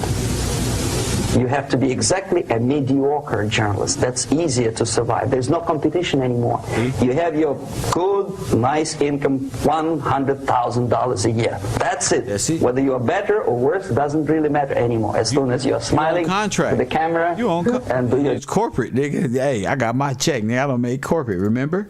All right then. Job. That's it. No more competition. No more competition. Power structure slowly is eroded by the bodies and groups of people who do not have neither qualification nor the will of people to keep them in power, and yet they do have power. Okay. Together with that, there's another process. Law enforcement, law and order organization and structure is being eroded. For the last 20, 25 years, if you see old movies and new movies, you can see that in new movies, a policeman, an officer of the United States Army looks dumb, angry, psychotic, paranoid. A criminal looks nice, kind of, well, he smokes hash and shoots the whatever drug, but basically he's a nice human being. He's creative. And he's unproductive only because society oppresses him. Whereby See, it's a trick. See, the bad guy is the good guy, and judgment and law enforcement is gun-toting killers and this one and that one. This is all a part of the ideological subversion, the black versus white. Blah, blah. That's why Candace Owens and Tamika Mallory can play both sides of the same fucking subversion. You get it? General of Pentagon. Meanwhile, neither one of them are even from here. You got it? Both of them are paid by foreign Europeans from the banking institutions. Soros Foundation? Come on. Lloyds of London? Come on. Definition, a dumb, a war maniac. A policeman is a pig, a rude policeman. He abuses his power. You know? A generalization like that. The hatred, the mistrust to the people who are supposed to protect you and enforce law and order. Moral relativity. The Angelo Buono process lasted 2 years in Los Angeles. Relativity. The Angelo Buono process lasted 2 years in Los Angeles. And yet there are still some lawyers who say, look, he's a nice character, as a matter of fact. There was some witness who said, also a criminal, who said, well, he's a nice guy. I asked him one day to burn a house of my enemy, and he wouldn't do it. He's a nice fella. Erosion. A slow substitution of basic moral principles, whereby a criminal is not a criminal, actually. He's a defendant. See? Free the homie. Even if his guilt is proven, there is still a doubt to kill or not to kill, to be or not to be. Thou shalt not kill, yes. But this line may not necessarily be applicable to a murderer. Thou shalt not murder. That should be the presumption, not that thou shalt not kill. Okay, labor relations. At this stage, within 15 to 20 years, we destroy the traditionally established links of bargaining between employer and employee. The classical Marxist-Leninist theory of natural exchange of goods.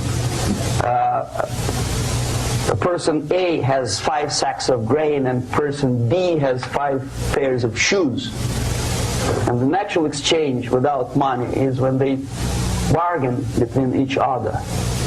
And only with the introduction of the third force, C, an entirely third foreign stranger who says, no, don't give him 5 sacks of grain, give it to me. And you give me your 5 pairs of shoes and I will distribute it accordingly. So the economy will go. This is the death of natural exchange, death of natural bargaining. Well, trade unions were established 100 years ago. The objective was to improve working conditions and to protect the rights of workers from those employers who were abusing their right because they had more money. They was abusing their right because they had more money. Objectively, at that time, initially, the trade union movement did work. What we see now is that the bargaining process is no longer resulting in the compromise, which is leading objectively to betterment of working conditions and increase of salary. What we see is that after each prolonged strike, the workers lose. Even if they have 10% increase of their salaries, they cannot catch up due to inflation and due to missed time. More than that. Damn. So who put you in this position? The bankers. Remember, he's just telling you right now about the debt bond. You would never catch up. Millions of people suffer from that strike because the economy now is interdependent. It's intertwined like one body. If previously steel workers, say 100 years ago, could strike and nobody would suffer, now it's impossible anymore. If a garbage collector strikes today, the rest of the multi-million city is stinking. I mean, there's no more service. In Quebec, for example, we had the electricians who were on strike in the middle of winter. You can freeze your bottom, and they still were on strike. Did they catch up with the salary? No, they lost. Who benefited? The leaders of trade unions. What is the motivation for strike? Improving of workers' condition? No, obviously it's not. Then what is it? Ideology. To prove to these capitalists and the obedient horde of workers like sheep follow these people, and they cannot disobey. Why? Because if they do, you know what happens to them. Pickets, murders, shooting truck drivers by picketers. In Montreal, for example, I saw with my own eyes when I was correspondent of CBC International, Canadian Broadcasting Corporation, when the workers of aircraft factory. No, it's not taxes. It's when the money is not being put back into the government. When the taxes are not being made right because you don't gave your money to an offshore bank who just robbed you. It's not that taxes don't work or tithes don't work. That's what it is. You're paying tithes to a foreign god, to the Pope. That's foreign. When you're supposed to be paying tithes and taxes to the sovereign government here in what you call the Americas, which you've been cut off, what you've cut yourself off from, because you chose to go and follow other gods and other forms of monetary in which Rome will always rob you. You give Rome what is due and you move on. You do what Jesus told you to do. You give Rome, you honor the debt, you give what is due, press one, and you move on. You don't have to be subject to Sweden, Denmark, and their treaties of foreign nations. I'm talking to black folk. You don't even have to be called black. You don't have to be dead in law. You are choosing to be because you like the glitz and glamour of a personality of one of these actors.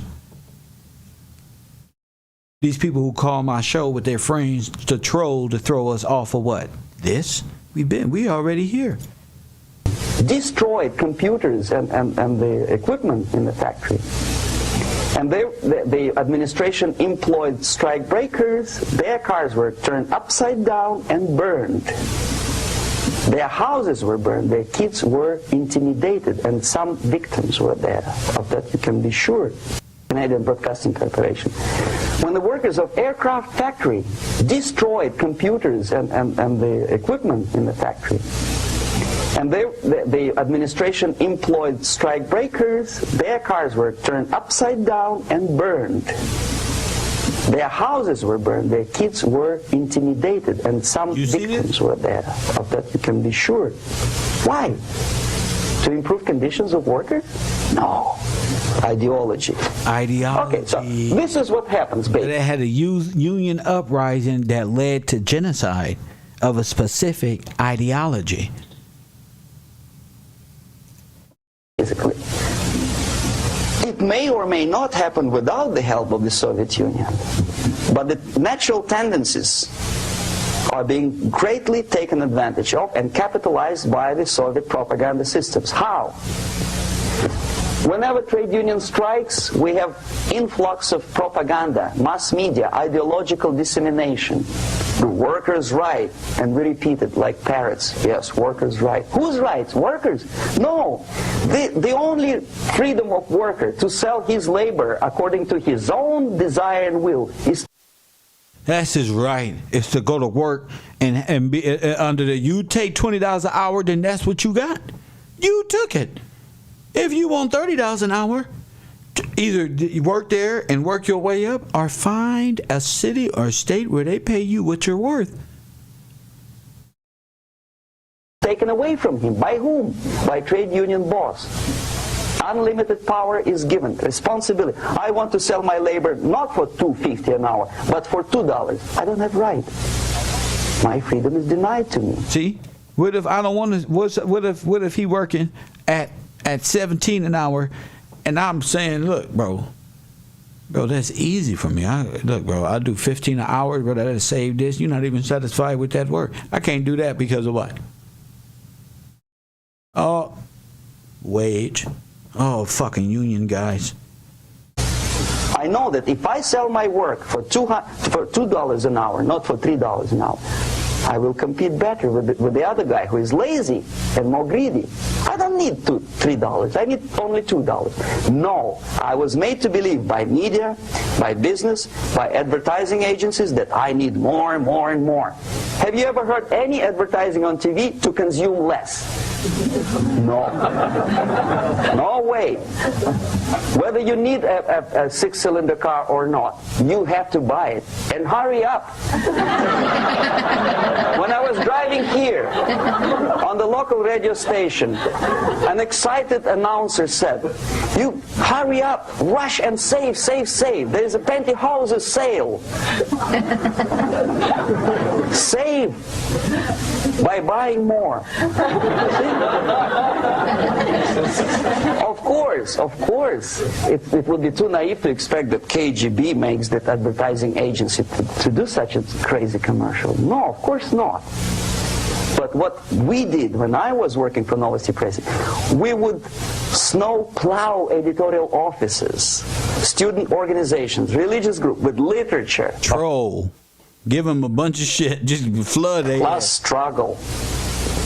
If not directly Marxism-Leninism propaganda, then a propaganda of legitimate aspirations of working class, betterment of life, equality. Equality, mind you. President Kennedy once said, we will make America to believe that people are born equal. Are people born equal? Is there any mentioning in the Bible or any other holy scripture in any religion, if you don't believe me, go to the library and check it, there is not a single word about equality, just the opposite. By your deeds, God will judge you. What you do is important, the merit of your personality. You cannot legislate equality if you want to be equal. You have to be equal. You have to deserve it. Oh, my goodness. And yet we build our society on the principle of equality. We say people are equal. We know it is false. It's a lie. Some people are tall and stupid. Others are short, bold, and clever.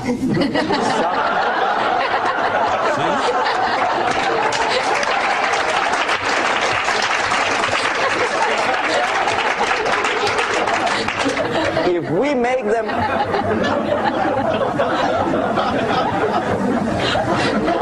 we make them equal by force, if we put the principle of equality in the basis of our socio-political structure, it's the same thing as building a house on sand. Sooner or later it will collapse, and that's exactly what happens. And we, as Soviet propaganda makers, are trying to push you in the direction which you go yourself. Equality, yes, equality. People are equal. Land of equal opportunities. Is it true or not? Think about it. Equal opportunities. Should there be equal opportunities?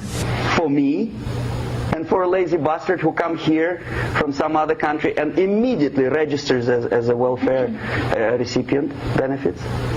I never received a single dollar. No, sorry, I did receive once. But I never applied for welfare. For the 13 years I took any job. Security guard, journalist, taxi driver, anything. Well, I was restless, but some people don't like it. They immediately. So why should we have equal opportunities? Why? The equal opportunity to excel. Equal opportunity in equal circumstances, yes, but we know people are different. To excel, yes, provided we reach the same level of excellency, perfection, which is hypothetical, distant future. Yes, maybe.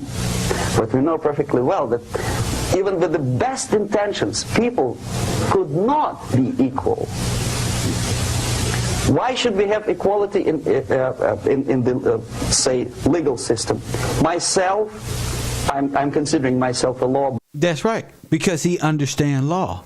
I'm telling you, you are not equal. That's right. That's what I'm telling you. They're operating out of a foreign banking Dead Sea law. You're supposed to be operating and superior law, law of the land. We are not equal. We are not the same. You are a Martian, a foreign. We're not equal. We're human. We're actually human beings, but we are not equal under the law. Or there are laws, there are civil laws, there are laws for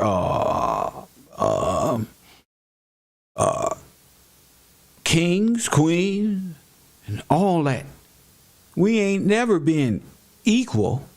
That's why it was flipped upside down. Are we equal now? No. So he's actually telling the truth. He's telling you the truth. He's giving the Russian perspective. If you go to Russia, you won't be equal. So he's not Satan. He's telling you the truth. Satan, you must not know. You must not know, because we teach that here, what that even is. So y'all off target, y'all off base. I'll see you in the bungalows. Abiding citizen. He's telling you what subversion is as a subvertor from a land where subversion is already orchestrated as a child to subvert the West. Person who comes here, open society, to rob and shoot. Say the United States administration under Carter imported thousands of Cuban criminals. They were non-criminals, yet they were accepted. Do you think it's fair if myself and my wife from Philippines, who work like a horse as a lab technician in the hospital, should have the same rights as a criminal from Cuba? Why? And yet we repeat as parrots, equality, equality, equality. And the Soviet propaganda system helps us to believe that equality is something which is desirable. Democracy, as it was established by fathers of this country, of this system in the last century, is not equality. It's the system where different people, unequal people, have a chance to survive and help each other in constant competition, in constant perfection, not inequality, which is superimposed from a godfather. That's true. The strong survive. You're operating out of that right now. You learned that. Only the strong survive. The way you was taught is that. Or a nice person in Washington, D.C. And the absolute equality exists in Soviet Union, quote-unquote equality. Everybody is equal in dirt, except some people are more equal than the others in Politburo. So, the moment you bring a country to the point of almost total demoralization, when nothing works anymore, when you are not sure whether it is right or wrong, good and bad, but there's no division between evil and good. When even the leaders of church sometimes say, well, violence for the sake of justice, especially social justice, is justified in the countries like Nicaragua, El Salvador, well, maybe Rhodesia. And we listen to them and say, yeah, probably it's true. Is it true? No, it is not true. Violence is not justified, especially for the sake of quote-unquote social justice introduced by Marxist-Leninists. That is my former colleagues from Novosti Press Agency. Okay, so we reached that point. The next step is destabilization.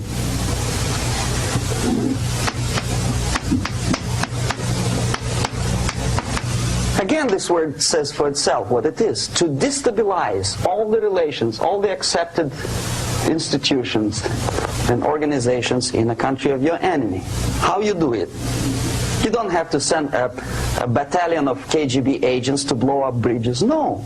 You let them do it themselves. Oh, my goodness. The area of application is, again... Don't that sound like Tamika Mallory? Black Lives Matter. That's the only way to get... Look at that. Look at that. George Soros didn't make me do nothing. We're going to talk about it. It's narrower now. You've been subverted. Not like the previous case. The overt legitimate actions of the KGB in this case would be hardly noticeable. There is no crime if a professor who recently went to USSR introduces a course of Marxism-Leninism in a Californian college, for example. Nobody is going to come to his doorstep and say, okay, mister, come, you are under arrest. No, it's not a crime. It's not even considered a moral crime against your country. So the area of application here is narrowing down. So if you can get black Marxists to ideologically subvert themselves, oh, you got them. To economy, again, labor relations, right? To law and order, plus military. And economy, law and order. Yes, and again, the media, but wider scope, little bit different. I'll explain it later. Okay, basically 3 areas. Economy. The radicalization of bargaining process. If on that stage we still could achieve, theoretically, some positive compromise between the negotiating sides with say, arbitrary introduction of arbitrary judges, a third side, objectively judging the demands of both sides. Here it's radicalization. On the stage of destabilization, we cannot come to compromise even within a family. The husband and wife couldn't figure out which is better. Husband wants his kids to eat at the table, and wife wants him, child, to roam around the room and drop food all over the floor. They cannot come to compromise unless they start a fight.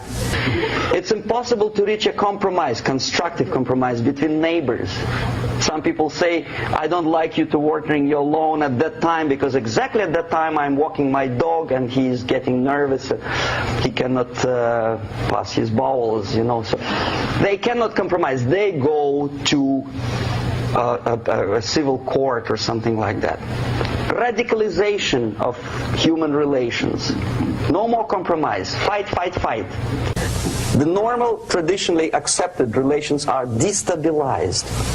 The relations between teachers and students in schools and colleges. Fight.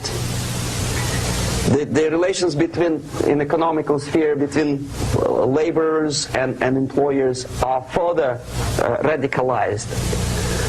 No more acceptance of the legitimacy of demands of workers. Unlike Japanese, with the theory Z, if you ever heard about it, where the workers are involved in the decision-making process, therefore they don't have moral incentive to fight their bosses. In the United States, it's just the opposite. The harder is the fight, the better. The more heroic they look. When the Greyhound network was on strike recently, the correspondents of local TV networks all over the United States were approaching these strikers, and they say, oh yes, we are doing something nice. They look like heroes and they were proud. There was some family, the husband was a bus driver. Now they decided in a protest against the bosses to camp somewhere in the forest. And they were presented to the audience as a heroic, nice people. You see? The violent clashes between passengers, picketers, and the strikers are presented as something normal. 10, 15, 20 years ago, we would be angry, say, why so much hatred? Today we are not. We say, well, it's commonplace. Radicalization, militarization sometimes. As I explained on that stage, I took a step a little bit further. Shooting people. Okay, law and order now also is pushed into the area where previously people settled their differences peacefully and legitimately. Now we are getting, with this court cases, in the smallest irrelevant cases, we cannot solve our problems anymore. The society at large becomes more and more antagonistic between individuals, between groups of individuals, and the society at large. The media puts himself in the opposition to the society in general, at large, separate, alienated. Okay? On that stage, you remember I was talking a couple of hours ago about the sleepers. That's when the students from, say, United States, if they're trained in Lumumba University, or developing nations, that's the students I was dealing with, are being sent back from the Soviet Union here. Or if they were already in the United States, in the country, which is the object of subversion, they spring to action. The sleepers go up. They slept for 15 to 20 years. Now they become leaders of groups, preachers. You see how that worked? Incredible. I don't know, public figures prominently, to make a malady. They actively include themselves in a political process. All of a sudden we see a homosexual. 15 years ago he did his dirty job and nobody cared. Now he makes it a political issue. Press 1, that's what Candace Owens and all this stuff is about. They ain't make it a political issue now. Now it's a whole race. Now they're all above black folk, who are the original people who deserve what they deserve. Now all nations who are homosexual now are on top of you now. Not just straight ones, but now a whole sexuality on top of your head. It's a political issue. He demands recognition, respect, human rights, and he rallies a large group of people. And there are violent clashes between him and police, his group and ordinary people, no matter what. It's black against white, yellows against green, doesn't matter where the division line goes. As long as this group come into antagonistic clash, sometimes militantly, sometimes with firearms. That's why they want you at odds with everybody. You ever get that feeling? Why are they trying to push us to a civil war or to fight somebody? You see how the Kanye got us against the Jews and the Jews against Kanye and all this other stuff? They're trying to entice you into a battle. This is what it's all about. And if you don't fight back, don't fight back. Just sit and observe the game. They are going to, now somebody's at the graveyard spray painting Kanye on Jewish graves. Could you believe? No way. No, you just can't be true, right? Okay, now. Destabilization process. This is all a part of the process. Remember, he's a Kardashian. Care what you say. Many of whom are simply KGB agents, become leaders of the process of destabilization. Doesn't mean that Comrade Andropov sends Comrade Ivanov to the United States. The person who takes care is already here. He is a respected citizen of the United States. The subversion already happened way up there.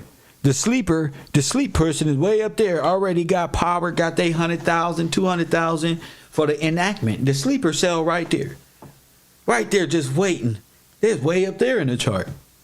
This is how they're operating.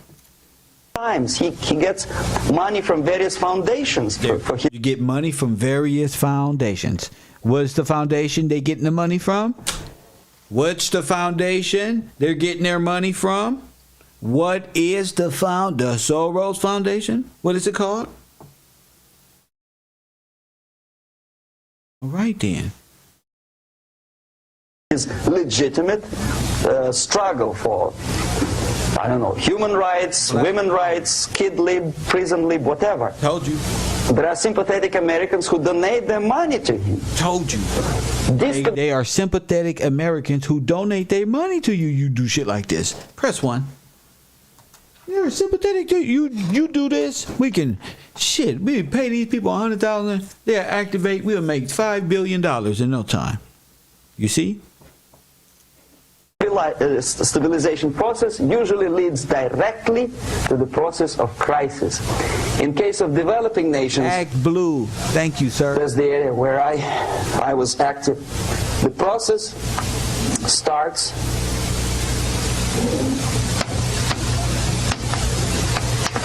when the legitimate bodies of power, the social structure collapse, it cannot function anymore. So instead, we have artificial body injected into society, such as non-elected committees. You remember I was talking about them here.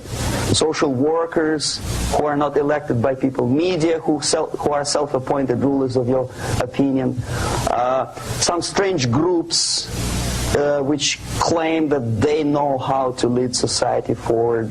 They don't usually. All they care is how to collect donations and sell their own concocted ideology, mixture of religion and ideology. Here, we have all these artificials mixed with religion and ideology. Why do you think all these Black Lives Matter activists from different countries always got the same, oh, I went to church on Sunday, and they're just relating to you on that level just so they can deliver the communistic approach? You understand what I'm saying? Oh, my great-grandmother, we all went to the church on Sundays, and I just chose a different life. All these little stupid-ass lies. Body claiming power. If the power is denied to them, they take it by force. In case of Iran, for example, all of a sudden we have revolutionary committees. What kind of revolution? There was no revolution yet, and yet they had the committees. They were taking power of judgment. They had the power of execution. They had the power of legislation, and that they had the power of judicial. All of them combined in one person, who is half-baked intellectual, sometimes graduated from Harvard University or Berkeley. He comes back to his country and he thinks that he knows the answer to all the social, economical problems. Okay? Crisis is when society cannot function anymore productively. It collapses, obviously. That's the word for crisis. So therefore, the population at large is looking for a savior. The religious groups are expecting a Messiah to come. The workers say, we have family to feed. Let's have a strong government, maybe socialist government, centralized. When somebody put the employers on their place and let us work. We are sick and tired of going to strike and missing overtime and all that stuff. We need some strong man, strong government, a leader, a savior is needed. Population is sick and tired already. And here we are. We have a savior. Either a foreign nation comes in, or the local group of leftists, Marxists. Red Cross. No matter what they call themselves, Sandinista, a reverend or some sort, Bishop Muzureva, like in Zimbabwe. Doesn't matter. A savior comes and says, I will lead you. So we have two alternatives here. Civil war and invasion. Okay? See how it goes? Civil war, we know what it is. Lebanon is the best example. I told you. The Civil War, which was artificially implanted in Lebanon by injection of... Artificially implanted by those guys who's fighting in Ukraine. Force of PLO, Palestinian Liberation Organization. Invasion we have in many other countries like Afghanistan. Name any East European country, it was invaded by the Soviet army. But the result is the same. The next stage is normalization. Normalization is a very ironic word, of course. It is borrowed from 1968 situation in Czechoslovakia, when the Soviet propaganda and after them New York Times declared the country is normalized. The tanks moved into Prague, so there's no more Prague Spring, there's no more violence. Normalization. At that stage, the self-appointed rulers of the society don't need any revolution anymore. They don't need any radicalism anymore. So This is the reverse from destabilization. Basically, it is stabilizing the country by force. So all the sleepers and activists and social workers and liberals and homosexuals and professors and Marxists and Leninists are being eliminated physically sometimes. They've done their job already. Okay? They are not needed anymore. See? See? They done their job. So y'all gonna be seeing a lot of deaths and a lot of this and a lot of that. They don't understand what they signed up for. Okay? You're done what you did. You've been useful. You've been useful to us. Now we're moving into different days now. What do you mean different days? You go and box because you might tell. You snitch. Dirt sodos. See? You get manhandled playing a front. That's when you about to get whacked. Press 1.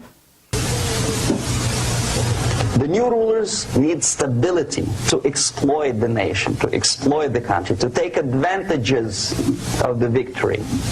Okay? So no more revolutionaries, please. And that's exactly what happens in a number of countries. You remember Bangladesh? This is the crisis in which I was instrumental. First they had Mujibur Rahman.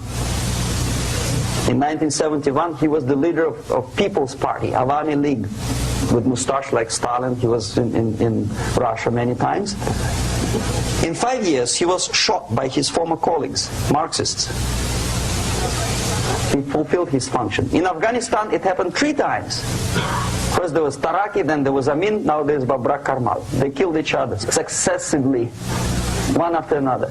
The moment he fulfills his duty, the first one demoralized country, the second destabilized, the third one brought it to crisis. Goodbye, comrades. Babrak Karmal comes from Moscow and put into the seat of power. Same thing happened in Grenada recently. Maurice Bishop, Marxist, was killed by Austin, what's his name, General something, who was also a Marxist. Right? So no more revolutions, please. Normalization now. From now on, no more strikes, no more homosexuals, no more women lib, no more kid lib, no more lib, period. Good, solid, democratic, proletarian freedom.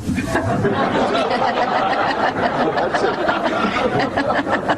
Now, to reverse this process takes enormous effort. When today United States had to invade Grenada to reverse the process of subversion. Some people say, boy, this is not good, it's not kosher to invade the beautiful country, island of Grenada. Well, why didn't you stop the process here, when Grenada was just approached by leftists? Why not to prevent Maurice Bishop to come in power in the first place? Did Grenadians want him? Very questionable. They didn't know who was Maurice Bishop in the first place. He came to power by coup d'etat himself. Okay?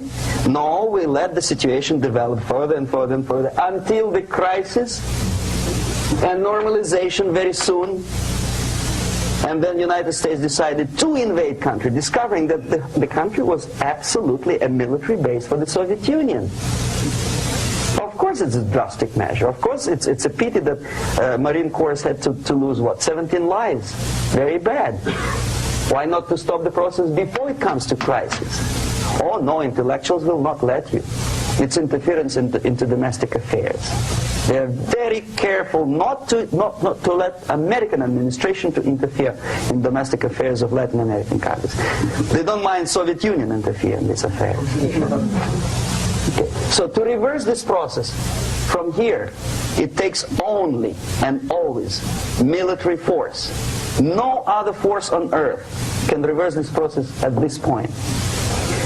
At this point, it does not take military invasion of the United States Army. It takes strong action, like in Chile. A CIA covert involvement to prevent the savior from outside to come into power and to stabilize country before it erupts into civil war.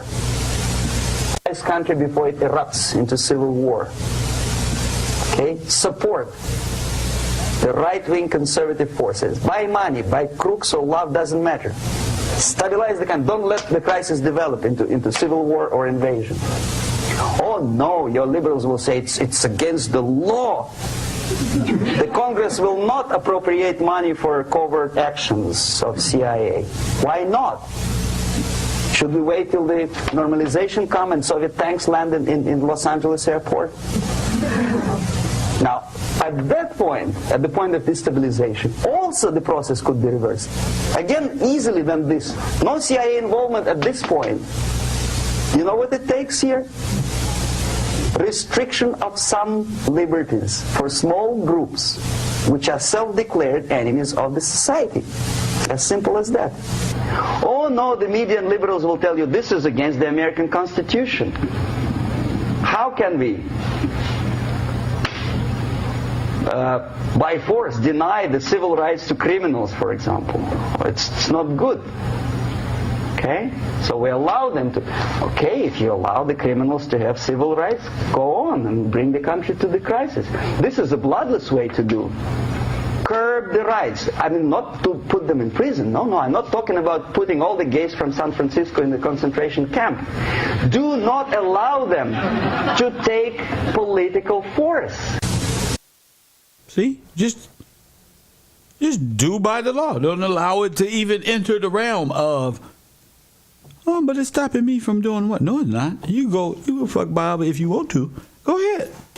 Do not elect them to the seats of power, whether it is municipality level, state level, or federal level. It has to be beaten in the heads of American voters that a person like that in the seats of power is an enemy. Do not be afraid of this word. It is. I told you. It feminists, you're an enemy to common law. You're an enemy of the state, of the estate and the state. Well, the state is obligated to protect the estate. So you're just an enemy, combatant, for sure, like gangs. They lining up to be enemy combatant. Right now, they're lining themselves up right now. Press 1. Oh, yeah, check in and check out. And Prince and Jay Prince and yeah, that's why I ain't even say nothing. I'm just waiting. It's coming, bruh. So it's a beautiful time to be alive. He's an enemy. If he's not an enemy here, he will be here. Later on, he will be shot, of course. But at this point, he is an enemy. Okay? You are doing great service by denying him a right to capitalize on his own crazy ideas and become a powerful man, a man who uses the seat of power. Restriction of certain freedoms and permissiveness at that point would prevent sliding into crisis and probably will return the process of destabilization. To curb unlimited power, monopolistic power of trade unions here at that point would save economy from collapsing. To introduce a law to stop private companies of raping public opinion's mind in the direction of consumerism. No company must have a right to force you into buying more unless you want it. There must be a law. You want to advertise your car? Okay. But not a single mentioning of buying it now and saving money. It must be against the law to force people to consume more. Self-restraint. Previously, before this process started, the self-restraint was a business of church, religion. Because our preachers, the fathers of church, would tell us, material values are good, but it's not the prime function of human being. Because you have to live with something. Obviously, the design for our life is not to consume more deodorants. There must be something greater. If such a complicated instrument as human body was created, obviously there must be some higher purpose for that. And it's very easy to avoid destabilization by denying the greedy companies one little freedom, one little liberty, forcing you into turning yourself into processors of unwanted products and goods. They turn you into machines, like the worm who there's inlet and outlet. So, and how long an average appliance lasts these days? Less than a year. Why? Where's workmanship? Oh, we want you to buy more. Okay. Destabilization process could be easily overcome if, as I say, the society, by its own will or after persuasion by the leaders, will come to the idea of self-restraint. It's so hard, we want to consume more, but you have to. Unless you will come to this stage, when, as we say in Russia, if Sahara Desert ever becomes a communist state, there will be shortage of sand. So you have to curb your... You have to curb your expectations at this point before it's too late. But no, we don't want to do it. Demoralization process. Again, it's the easiest thing to reverse. First of all, by restricting import of propaganda. The easiest thing to do. Unlimited, unrestrained import of Soviet literature, Soviet journalists, giving Soviet propaganda and ideological agitators equal time on American TV network. It has to be stopped. And it's easier. They won't be offended, mind you. As a matter of fact, they will respect America more. But when my former colleague Vladimir Posner appears on Nightline and Ted Koppel asking, well, Vladimir, what do you think about this? And that? What can he think? He is an instrument of propaganda. He thinks what Comrade Andropov tells him to think. He's just a nice, articulate mouthpiece of the Soviet subversion system. And Ted Koppel makes you believe that my friend Vladimir Posner thinks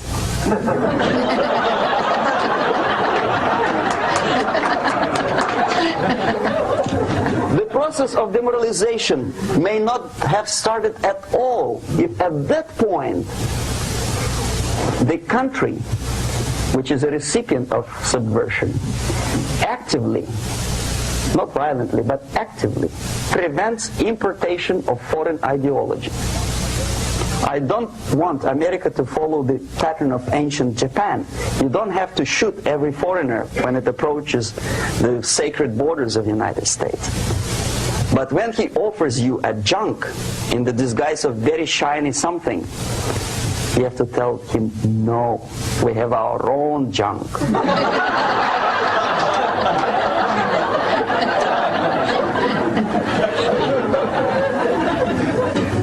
At that point, the society is strong, brave, and conscientious enough to stop importation of ideas which are foreign.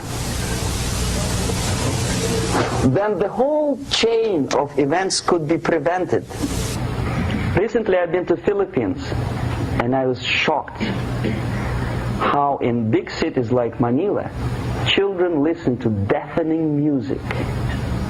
A melodious nation with long traditions of good, nice ethnic music, introduced by Spanish long time ago, maybe 2 centuries, 3 centuries ago, I don't remember how long. All of a sudden listen to musical garbage, blasting their radios at full blast, at full volume. Why?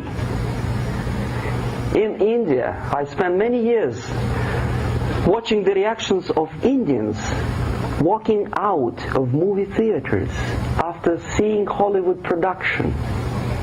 They couldn't figure out why Americans are so wasteful. They smash their cars, their shiny cars every 5 minutes. How come they shoot each other for $500,000? Is it true that they're so obsessed with sex? Can you imagine showing a movie where each 5 minutes there's a copulation on the screen to a country like India with long tradition of respect to these private matters, or to Pakistan? Can United States expect these people to respect you? No way.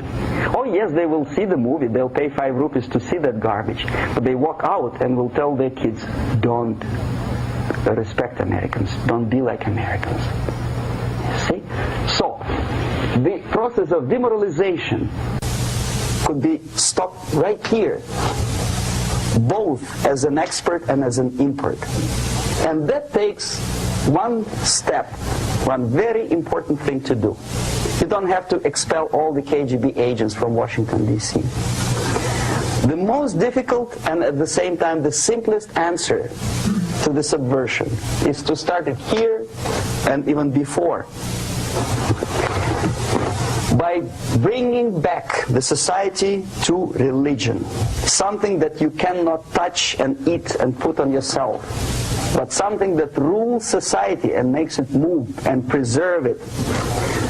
A Soviet scientist, Shafarevich, who has nothing to do with religion, he is a computer scientist, did a very intensive research on the history of socialist countries.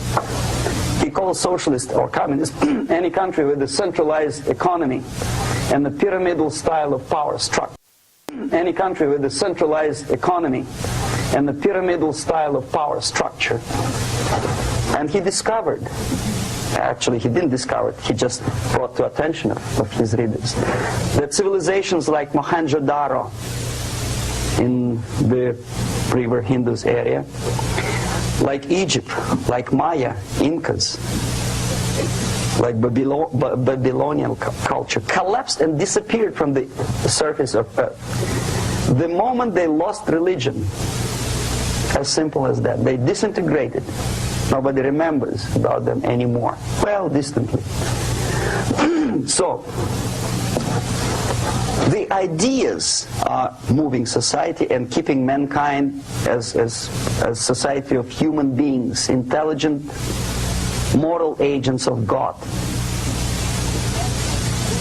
The facts, the truth, the exact knowledge may not.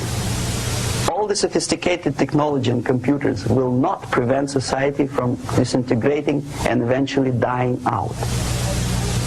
Have you ever met a person who would sacrifice his life, freedom, for the truth like that? This is truth. I never met a person who said, this is truth and I'm ready to shoot me. To defend the truth. Right? But millions sacrifice their life, freedom, comfort, everything, for things like God,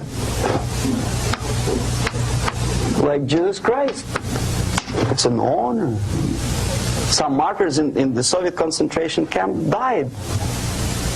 And they died in peace, unlike those who shouted, "Long live Stalin." Press 1. Knowing perfectly well that he may not live long. Something which is not material moves society and helps it to survive. And the other way around, the moment we turn into 2 by 2 is 4 and make it a guiding principle of our life, our existence, we die. Even though this is true, and this we cannot prove. We only can feel and have faith in it. So the answer to ideological subversion, strangely enough, is very simple. You don't have to shoot people, you don't have to aim missiles and Pershings and cruise missiles at Andropov's headquarters. You simply have to have faith and prevent subversion. In other words, not to be a victim of subversion. Don't try to be a person who in judo is trying to smash your enemy and being caught by your hand. Don't strike like that. Strike with the power of spirit and moral superiority. Press 1. Fight with your moral superiority, with the spirit God gave you. What you fighting for? You pumping your hands to the fist. You was fighting the cell bars, punching the walls and shit, mad. They got you out there fighting with a closed fist right now. Black power. Right? And then what? Give me your arm. Put that behind the back. Okay, nobody stop them handcuffs from coming. They can ride with you all the way there. As soon as them handcuffs get on you, them niggas is turning around. Press 1. As I eat my lunch, them niggas is turning around and saying, that's all right. Black Lives Matter, free at love. We're going to ride with you, homie. Put him in the paddy wagon. Put the next one in. No. If you don't have that power, it's high time to develop it. And that's the only answer. That's it. Thank you.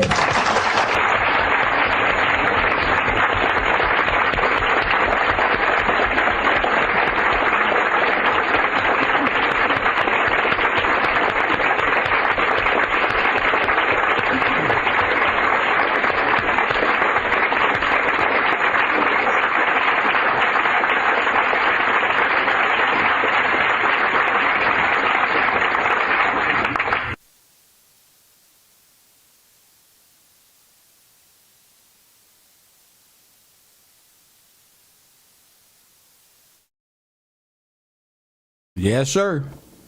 Just like that. Just like that. If you want to call in before I log off, it's about to be 1 o'clock. Hit that like button. Subscribe to the channel. If you haven't, this guy broke down what subversion even is. He broke it down. So what do we study here at Cairo University? The ideological subversion of the colonial Americans. Does it make sense now? Oh, this cheesecake. Does it make sense why I created the U? Because we study what happened to us, and guess where the proof is? In the timeline of events in which it happened. Ain't that a blessing? No, you see why I believe in God and faith and got faith in God? Because he's right. The only thing that's going to stop this. And people don't even know how to have faith. I see why people left. People are anti-Christ. They ain't got no faith. It's the only thing that's going to deal with this situation. The revelation of God, G. This and taking the law back and putting it in God's hands. That's why I said appeal to God. Where's God? God is in superior law. Who fights superior law? Who hears the plea of the people at the superior level? The Supreme Court. God is the supreme being above all. In our reality, the law, which is represented by and given by George Washington, is in the Capitol, press 1, above all. And you cut off the heaven right there. Right there in the damn Supreme Court. Every Supreme Court. Every one of them. But not just that, even in their own.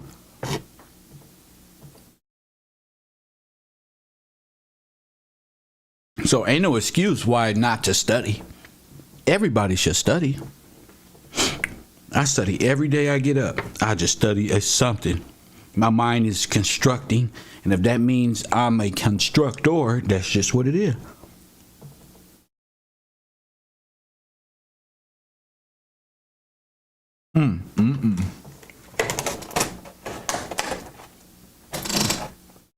To stay quiet, I can't.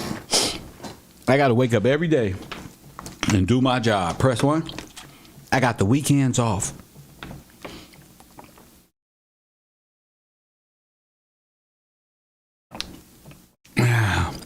I learned from the Merovingian, he said, if one could never take time, how could you have time? So I take all the time so I can have time. And that time I rest in honor of God because he rested. So in honor of God, I rest. Press 1. But guess what?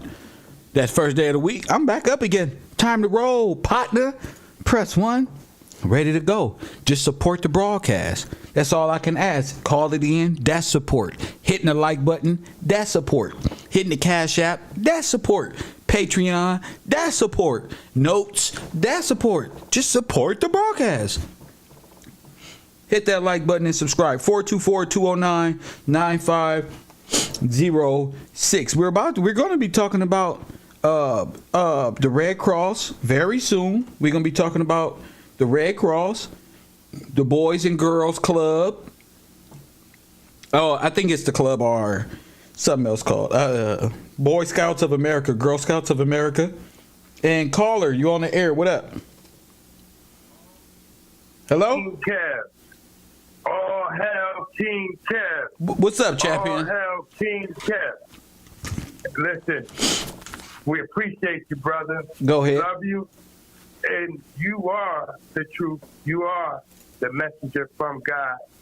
And I just want to say something. It's on topic, Kev. It's about religion. Go ahead. You got to don't throw that away and go with God. Now here, my birth was Islamic, Muslim. Yes. My whole family. Yes. And after listening to you, whatever set you was raised under, the common thing is don't let that separate us and say, you Christian, you this and that. He's teaching us that it's just God. Yes. You believe in God. Yeah. He's showing us the blueprint and the map from start to finish. Search your tree. Study the Lord. Go get the Levitical Bible. Get the 1823 dictionary, Black Dictionary. Get that, study, and you would see and open your eyes that stuff they add, you a Christian, you this, you that, that's all corporate. Yeah, that's all They corporate. That's dead. That's dead religion.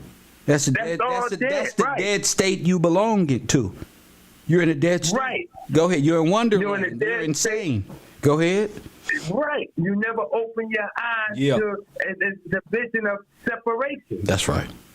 And King Kev, you look at the names that's scrolling down there.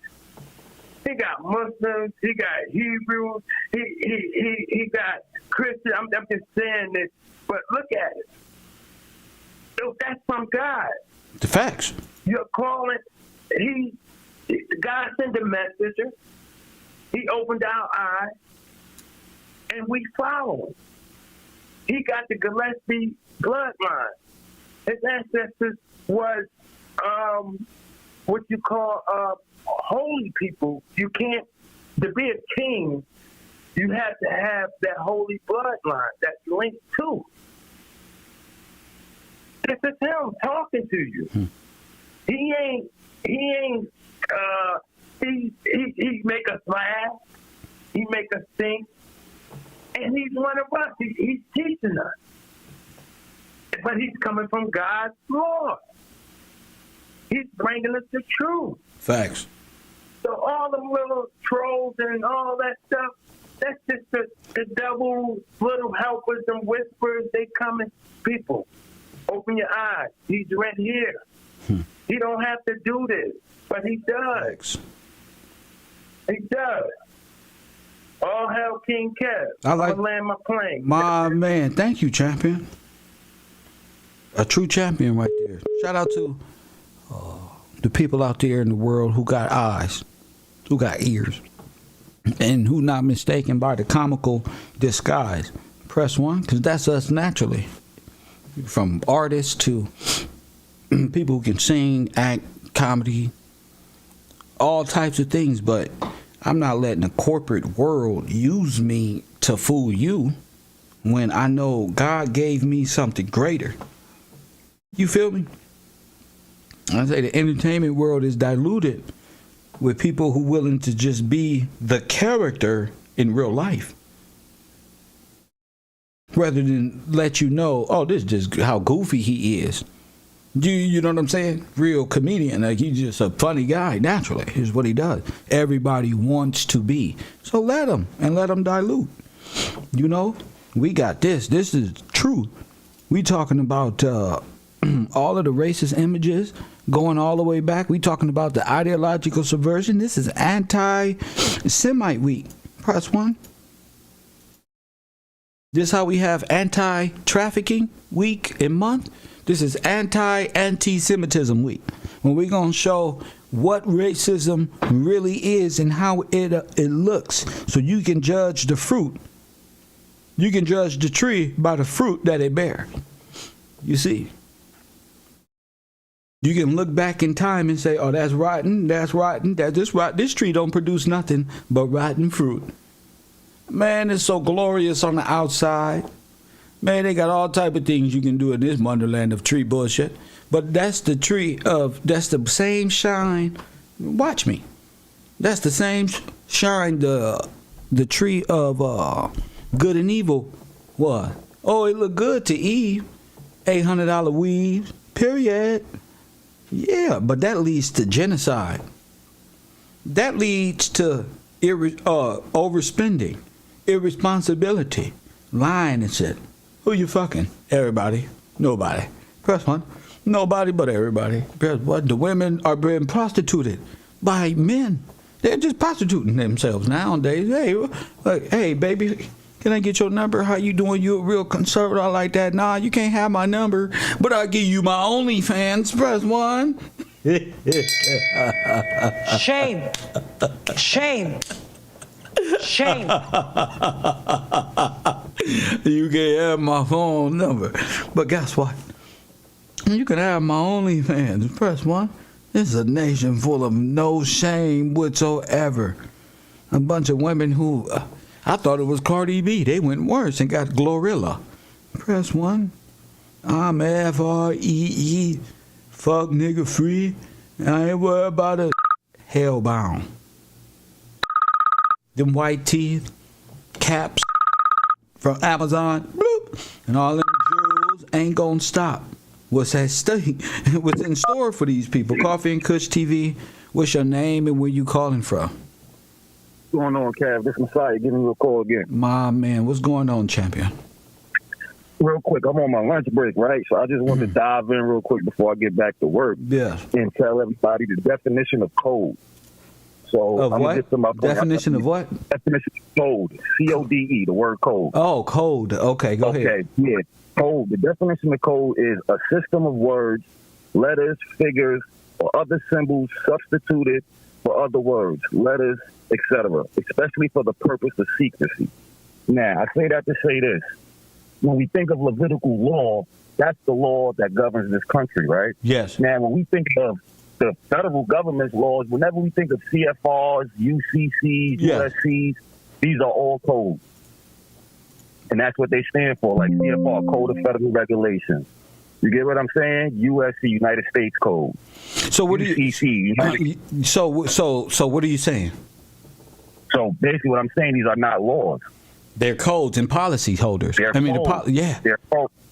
They're codes for them, like for their Marxist movement, for their, you know what I mean, their propaganda, their agenda. So whenever we see these words or these letters, and you know what I mean, on our paperwork and everything like that, it's letting you know that you're signing up for their agenda. Got you. Because it's code. So whenever we can't pay attention to anything that says USC on it, CFR, or anything, because the federal government is who? It's them, the Nazis, the Marxists, however, they got so many identities, you know what I mean? It's hard to really call them what they are, you know what I'm saying? But the enemy. What Satan say, and he said, oh, I got many names. What he said, devil's advocate, call me dad, I got many names. Many names, you know what I mean? Lucifer, Satan, Diablo, whatever you want to call it. You know what I'm saying? These are people with many aliases. You get what I'm saying? Right. So basically that's what we have to look at, and we have to recognize this whenever they come to us, and it's in all our paperwork when we sign up for a job or anything. Right. It's on terms of agreement. That's right. Download the app. Everything that we do, and again, this is giving them permission. It's all Marxist ideals. It's all exactly all Marxist. So that white dude that was just giving the speech, when you heard the snickers and the laughter from the students, that should let you know that it's true. They're just laughing because they're the victims of it. Yeah, and they also know the what he's really saying on an in-depth level and who it happened to. So they got subliminal jokes you ain't even privy to, and even know you don't even know why they snickering around and laughing. You don't even know. Exactly. Like you would think that they're American. He's not talking to them. He's not talking. None of those people, those listeners that was in that classroom, were American. None of them. So as much as they speak in English and they may come across as it, you know what I mean, and they seem or look like it because of the dress, you got to remember that they took our attire, everything. So when they're in front of these cameras and they're looking like presentable people, they're not. They're just an audience of, you know what I mean? They're just like daughters and, you know what I mean, sons of the... of course. I mean, we talked about this earlier. If we found the black man hanging from a tree, and who was right there? The same people who stood upright and said, look, these are my clothes, and I'm Jim Brown, and you Thomas, and you are this. You know, with a bunch of dead black people, I mean, these names got to come, and these bonds got to be made. You got me? Mm-hmm. Yes, sir. So they had to assume the position of these dead folks so that way they could gain citizenship or whatever they want to call it, but that's in the replacement of ours that was naturally born and given to us. So you become them and work and get it good and become, it's like, okay, y'all become them and give us them names because we're going to put it official, and they actually made bonds and enslaved every damn body. Everything. You know what I mean? So, to the birth certificates, they got us signed and sealed. You get what I'm saying? Yes. And the more we keep on using these straw man names and signing our, you know what I mean, our rights away with these things, we should look at it and tell, because the name on our socials and birth certificates is all cash. But you're in. But you're in. Mm-hmm. But you're in. There's no way out. There's no way out. Yeah. No. So how did? So of course. This is why God is bringing in no way, shape, or form are you going to be able to deny what He has for you. You going back to Him. Exactly. See, you're out of order. You're in disobedience. Mm-hmm. He don't got to remember the covenant. He said this covenant is here. You remember the covenant. Yeah, it's our obligation to remember. That's right. And you need somebody who going to let you know what happened so you can remember the covenant. The covenant. So we can tell them, push the damn button. Just push it. Right. And no weapon formed against us shall do what? Possible. Just push the button, damn it. I'm tired of living a lie, damn it. Thank you. Yes, sir. Thank you for the call, champion. We're going to Missouri. Thank you, brother. Oh, man, I'm tired of my friends gangbanging. I'm tired.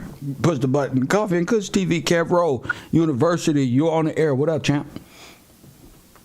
Fuck a Gillespie, man. Fuck your university. Fuck what you stand for. Fuck what you eat.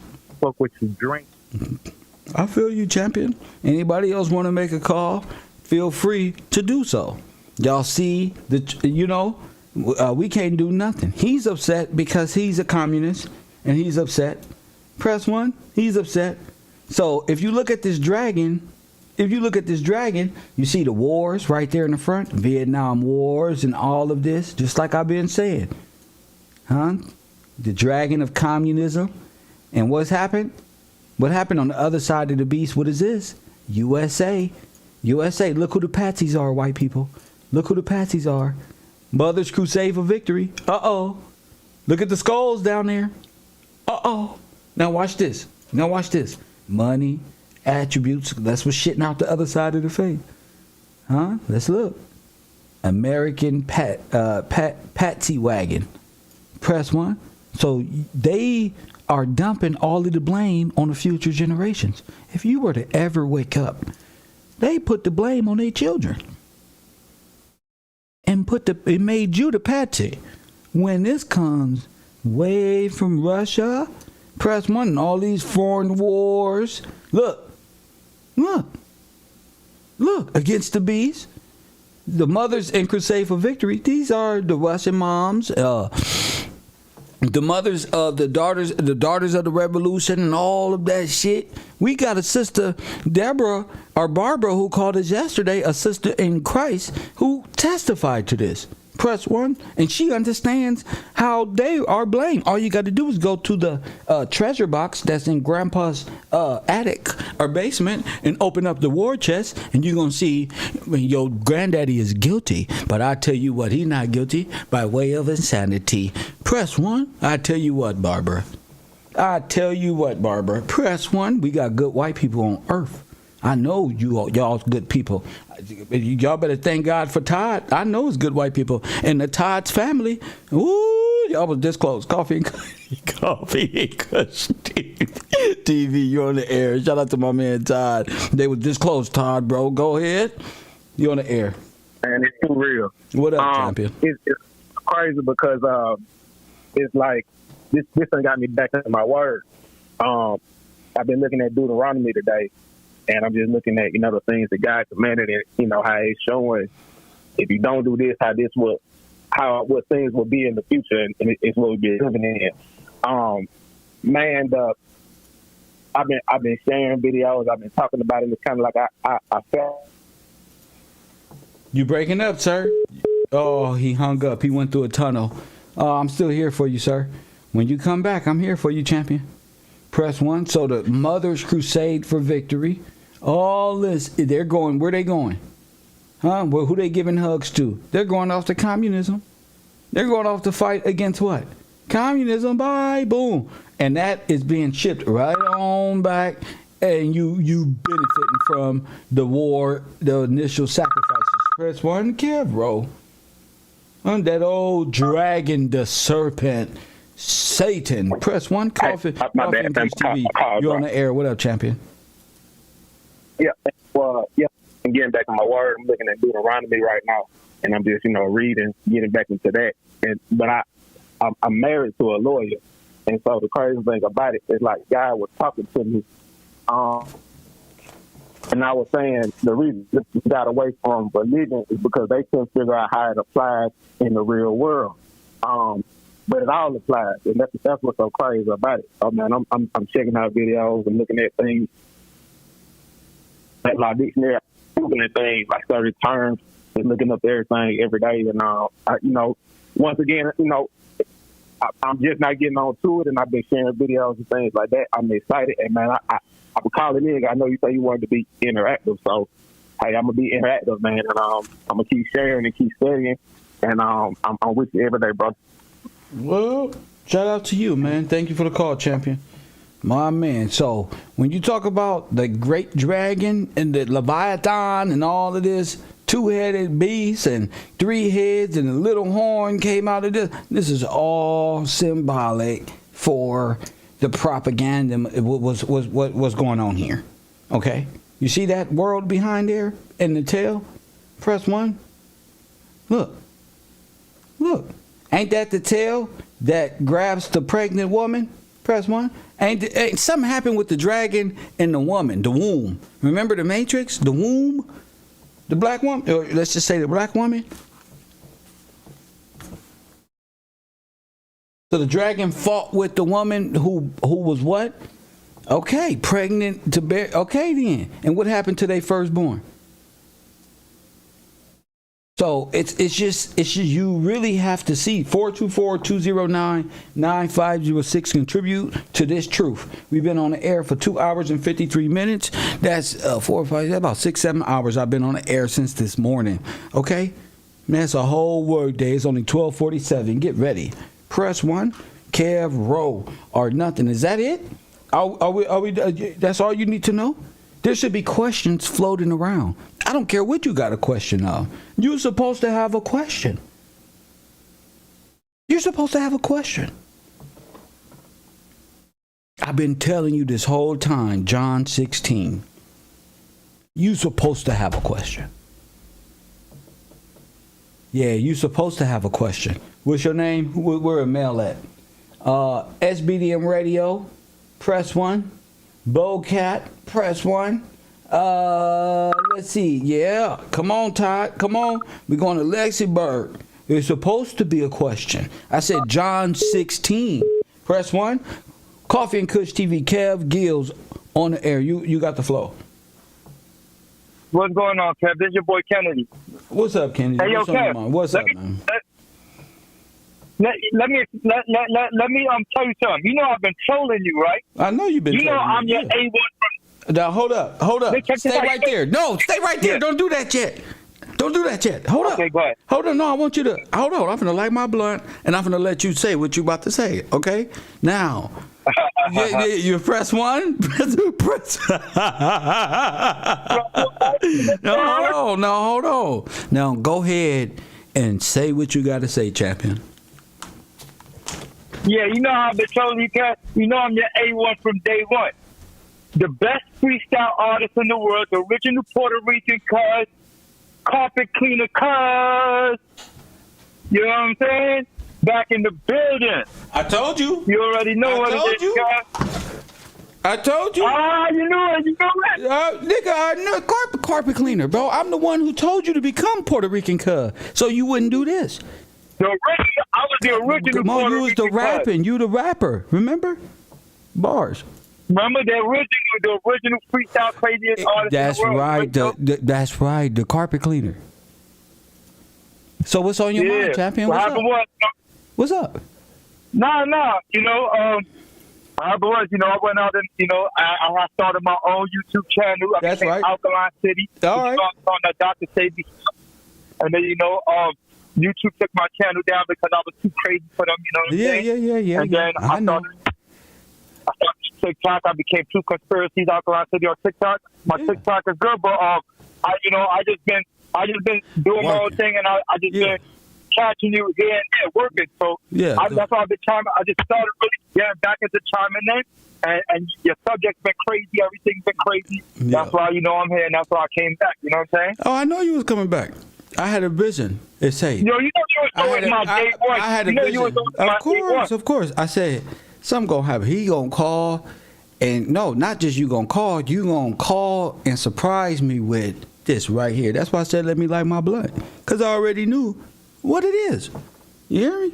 Yeah, I was like, let me show Kev. I was like, I'm calling it up Kennedy, JFK. You know what I'm saying? But shout out to you though. What's up, man? You loving the subject matter? Yeah. Everything you're talking about, this ties into the revelation. You know what I'm saying? Good. And like you were talking about the after death. People don't understand. They're gonna die a second time. You know what I'm saying? People think this is your first death. They think that disobeying the Creator, the Almighty. No, you know what I'm saying? This death here is about rebirth. See. Yeah, you know what I consider us. Let me tell you. You don't die by flood 2 times. That's not in Scripture. God destroys the world with Dylon, and Dylon. Fire. Brimstone. Press 1. That's the second death. The second death is your eternal burn. Sir. Your eternal burn. That's why you're pledging your sin. Sir, did the flood already happen? The flood already happened. That's the first flood. That's the first flood. We get flooded twice. That's what the people don't understand. Oh, we get flooded twice. Like you said. Yeah, we about to, like you said, we about to die in brimstone and in fire. I didn't say we was about to do nothing. I didn't say we was about to do nothing. You said that. Now these are the Canaanites. These are the children of Osiris. Who are the Canaanites? The ones that say that they the real Jews and the real children of Abraham. But they not. You know what they are? What are they? They call Caesarians. Okay. Caesarians. A Caesarian was in 790 AD. Yeah, but right? Maybe their forefathers were grafted in as citizens. Well, a lot of them got misconceived and thought they were the children of Abraham. Yeah, when that happened. Of course, that's today. That's today. That's because they've been deceived. Exactly. Today. That's all in Scripture. See, but you're not in your Scripture. See, that's the difference. What scripture? You're not in your Oh word. no, I'm definitely in my scripture. You know, I'm in my scripture. I'm in my bag because, you know,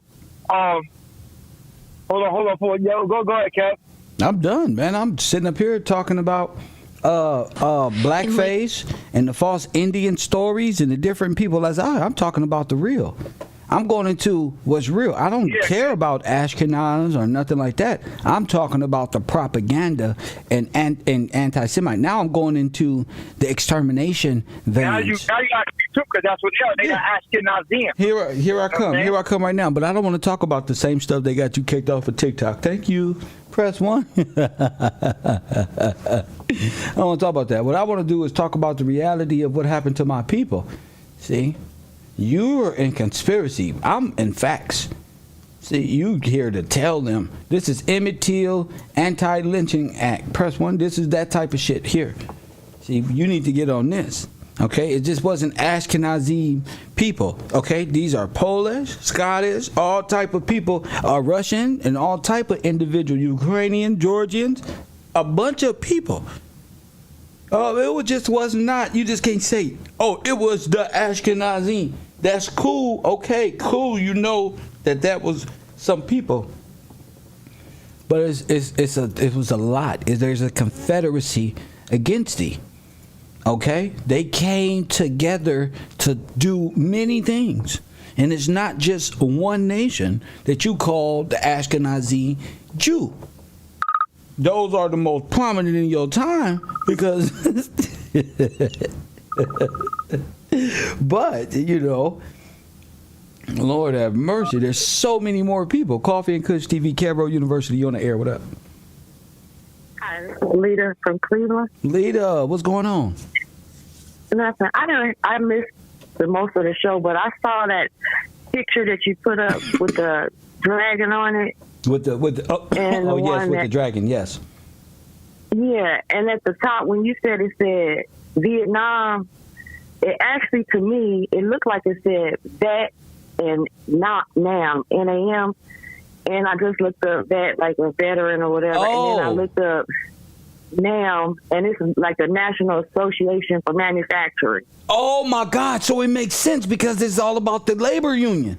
So Vietnam, oh my goodness, this was a labor dispute. Yeah, right there. I'm gonna say Nam, like right. Yeah.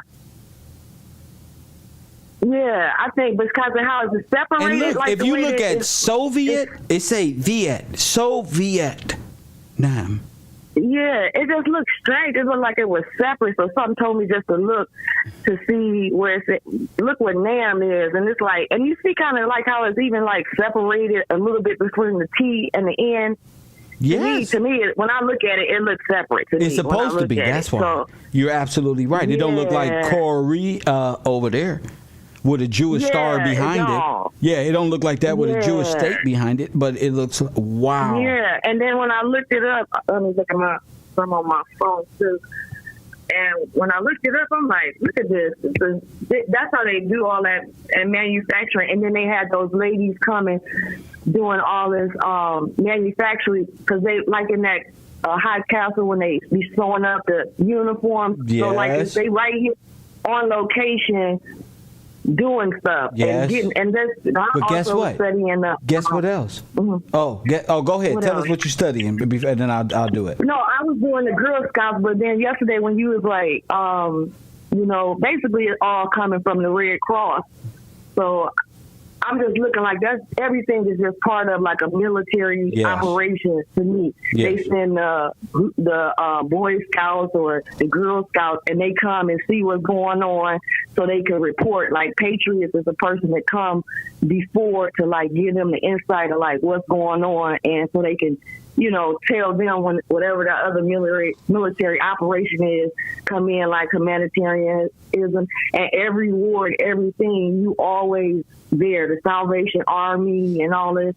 And then a person who started American Red Cross is a French person, so I know it looks like it say Henry Durant, but they say Henri Durant, and then he's from Geneva, and he the one started the Geneva Convention. Yes. And it's like, oh my God, I can see so much. And I'm like, these people have really came in here in a military attack. Yes. In for real, Usurped the government.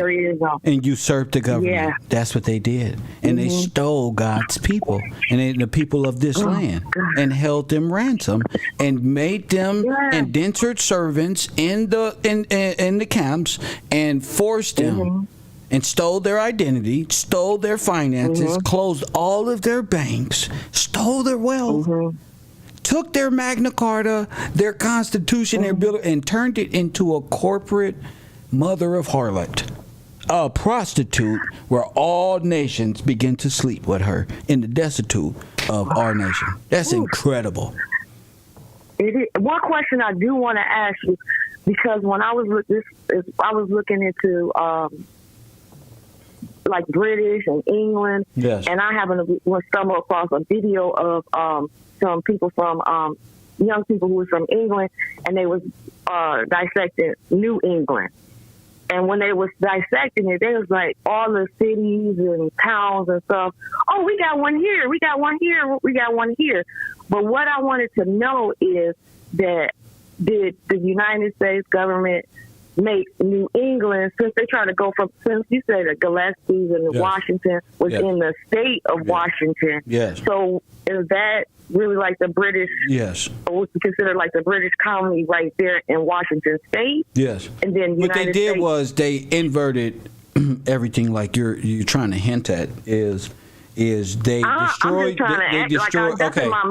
they destroyed you. They destroyed you and resurrected themselves. But so do it matter with the physical location? Because I'm thinking like they changed everything. Like all the old, they made it new. DC. Yeah, they made the old. So the corporate state is in islands all over. Those are your phantom ships. So you got Washington D.C. That's a what? That's an island. Island.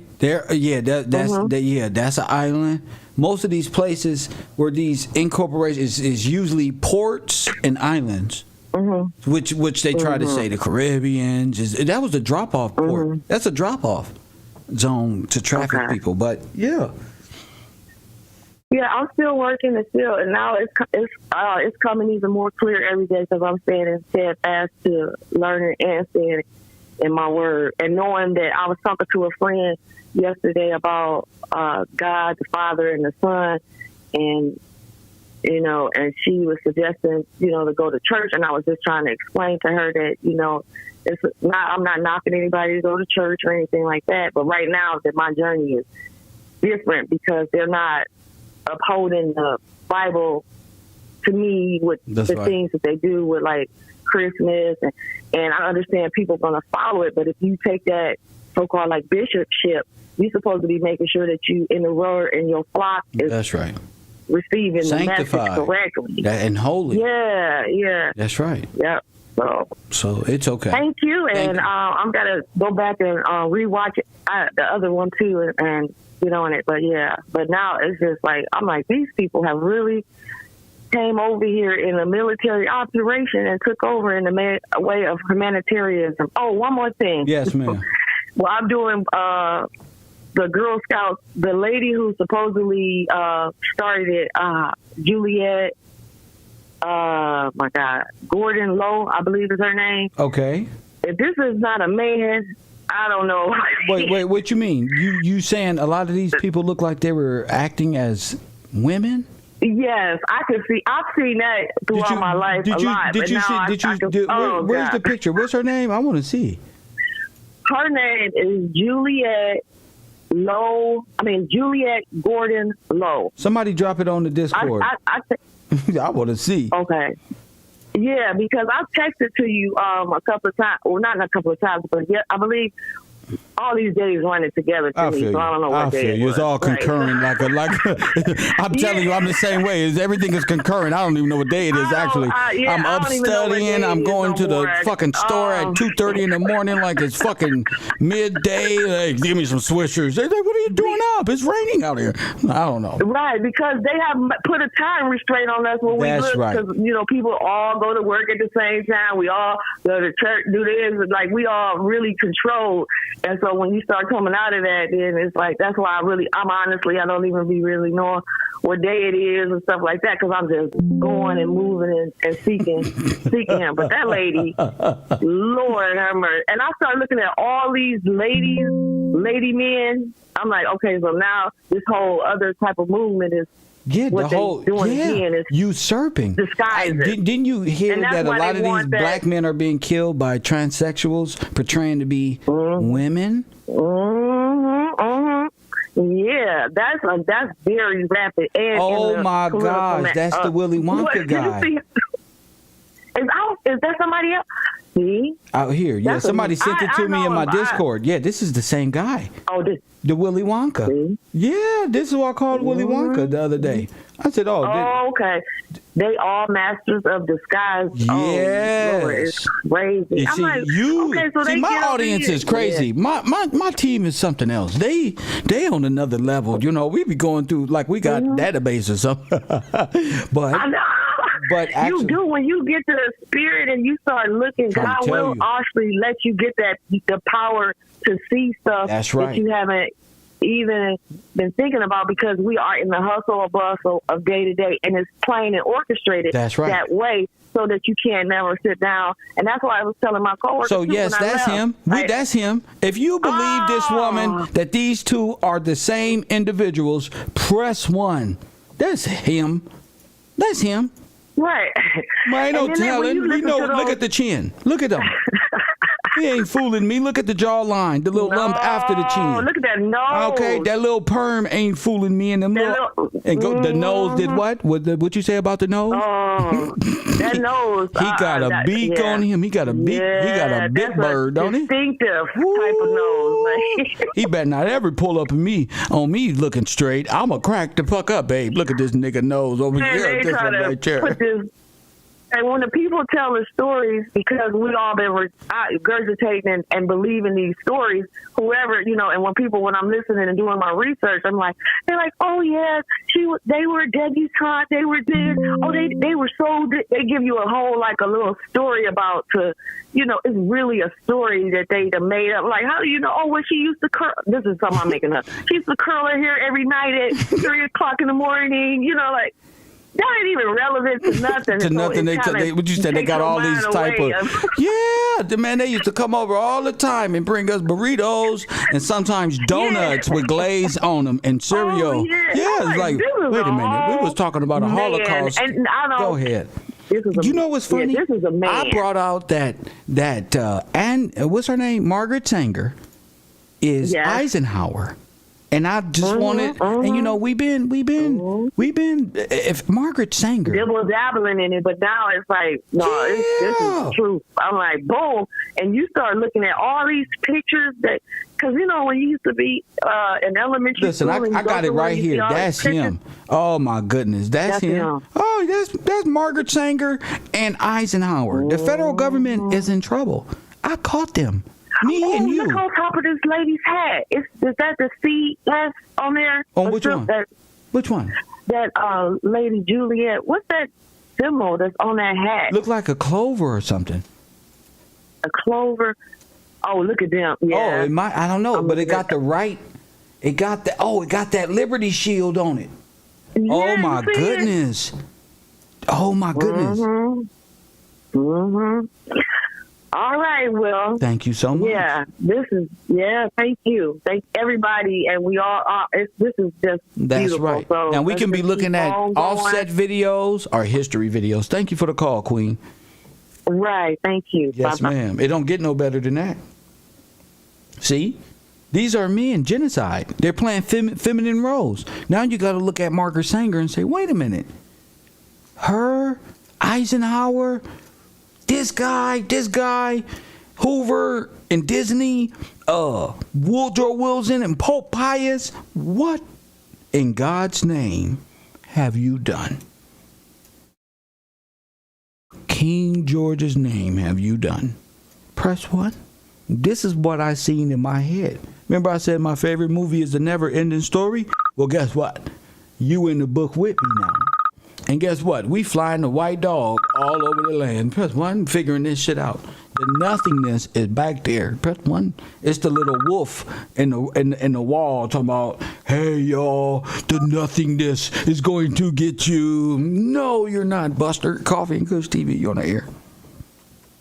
What's next, sir? What's next? You already know. These videos, go ahead. What's next? What's next, sir? Shit, nigga, you know where adventure? Next? You know what an adventure is? You know what an adventure is, sir? Adventure is you don't know what's next. Press one. You know what an adventure is, bro? You didn't watch Reading Rainbow? Press one. Adventure? You don't know what it's like to be in the movie, nigga. You don't know what's going. You don't know what's at the end. No man knows the time, nigga. You gotta assume the position. Are you fighting with Marvel Comics superheroes? Are you over there with Dr. Death and Doom and them? Who you at? Who you cheering for, champion? This is a big fight here. This is the fight of the ages. This is what Satan is waiting for right here. Coffee and Kush TV. What is next, sir? What's next? What is next, sir? More exposing. It ain't called revelation for nothing, sir. It is the unfolding of history and timeline, sir. It's the beautiful thing is to enjoy every moment of the adventure. Let me tell you something, young man. I talk to brothers that's 2 times older than me and on their way up out the earth, and they say, enjoy the adventure, Gillespie. Press one. Oh, you're gonna make it to the finish line. Trust me. Enjoy every moment of the adventure. Be ye like children. Press one and enjoy the ride. We in the ocean I got our people on a magic school bus, but it's Cav Row. A ship rowing backwards with the projection of time in front of us. Nigga, I turned the brain into a television set, and you can see in your mental eyeball, your physical eyeballs, what you mentally project. Press one. So what's next? Who knows? What a bunch of inspirational people that keep calling and keep investing in truth and honesty and keep hitting that like button. Shit, bro, we do backflips, all type of cartoon and shit in this adventure. What's going on? What's next? Huh? What's next? You're a bitch. You're boring. You're just mad because you're boring. Your movie of life is boring. Your life is boring. Your movie is lame, and you just sit there while we're all on the school bus having fun. You know.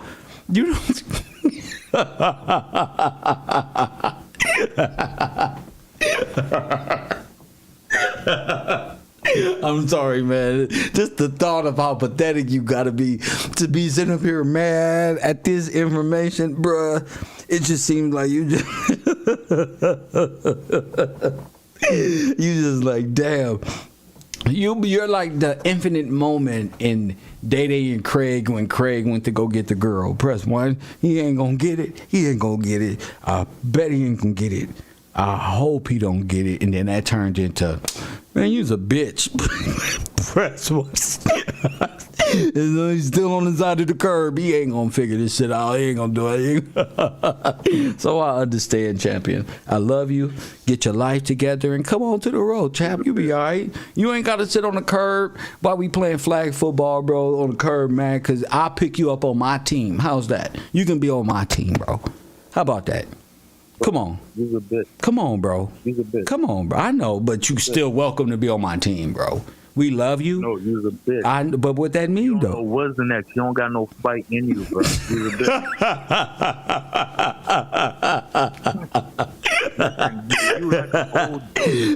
Sir, you're with me. How you gonna say we ain't got no fight? You're with me right now, sir. You're with me right now. You are with me.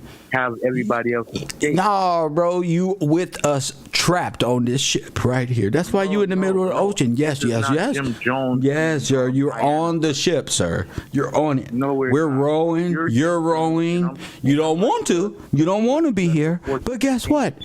God got you here to show you what your father is supposed to look like. Press 1. Luke, I am your father.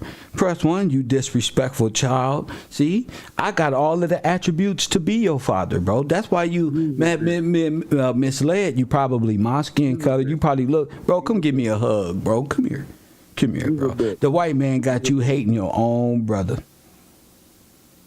No, you's a bitch, bro. You talk about the Haitians. We love our Haitian brothers. We love our island boys. That was a political ploy. Press 1, that was just jabbing. Press 1, we love our island brothers. Trust me on that. We love you too. But back to what we're talking about here, we love these guys. They always set us right and get us back on track. These two individuals being the same person, young man. We just figured this out right now. This is the leader of the Girl Scouts right here. No other place on the internet. Even the people talking about Tataria that's trying to ignore me. They cannot ignore the greatest of all time. Press 1. So the American Red Cross, press 1, and the Boys and Girl Club, the National of America, got some explaining to do, because guess what? They have taken part in the genocide of who? Press 1, of what? Okay. I'm gonna let my audience do this. I'm gonna let them work. I'm gonna just show you a couple pictures to get y'all brains ready for the next show. They gonna run it. Press 1. They gonna run it. Huh? Girl Scout, they can shoot you in the face, punk. While you're talking, they're the only ones with TPs behind them. They are the Native American. Press 1. You quit playing with me. I know who your father is. Press 1. But we're gonna get back to it, Dane Calloway and friends. Press 1. These people are playing two genders, two transhumanists.